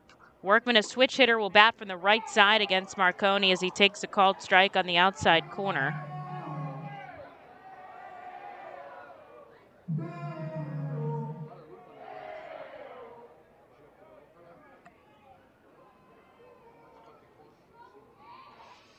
Brian Marconi locked in. Here's a 1-1. And, oh man, that was below. These are close calls. This is, just below the knees, I guess.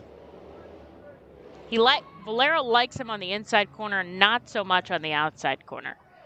Here's the 2-1. That's outside. 3-1. After Workman is Michael De La Cruz. Tying run on second, 2 outs here.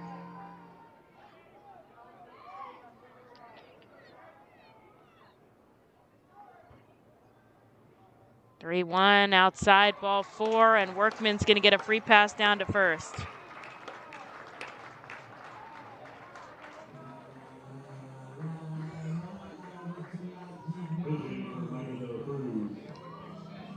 Number 17, Dane Myers. Oh man, they're gonna pinch hit Dane Myers.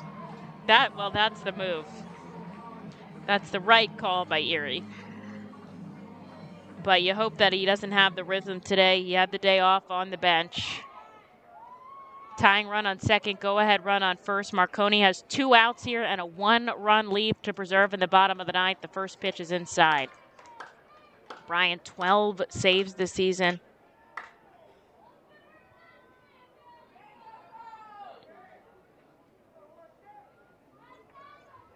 Lefty on righty matchup. This is outside, 2-0. Myers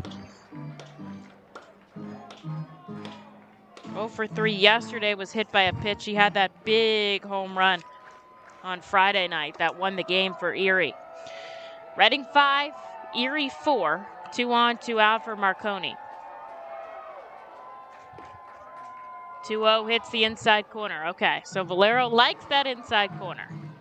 He's giving it there, not so much on the outside.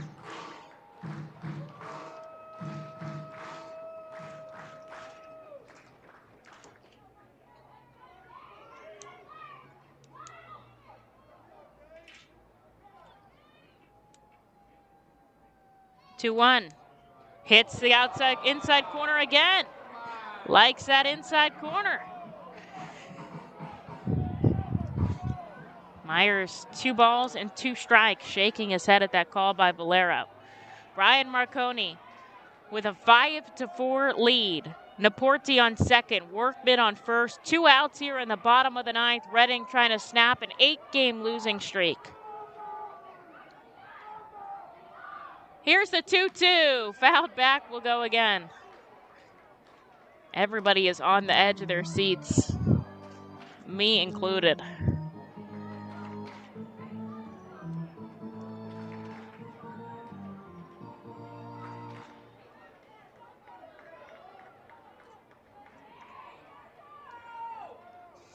Marconi leading over, getting the sign from Mohapi. Comes set. 2 on, 2 out. Time is called.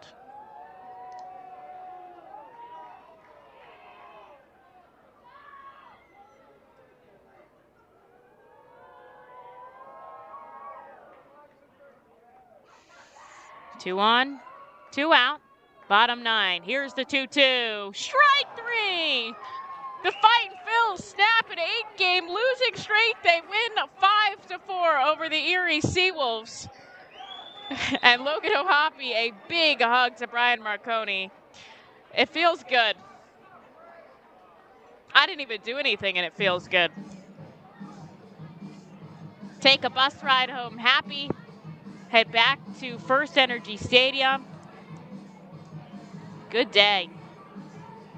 Good day to be a Fightin'. And you got to give credit. Sal Gazzo, the hero in this game. Top of the ninth, coming up big. Coming up big. Fightin' Phils. Huge 5-4 win over the Erie SeaWolves. Not get swept, break an 8-game losing streak, and bring that good energy home where we'll have our local support. Fans, see you Tuesday for a day game, 11 o'clock on rphils.com/radio and milb.tv. Thank you so much for tuning in today. Your final score, Reading 5, Erie 4. That's right, a win.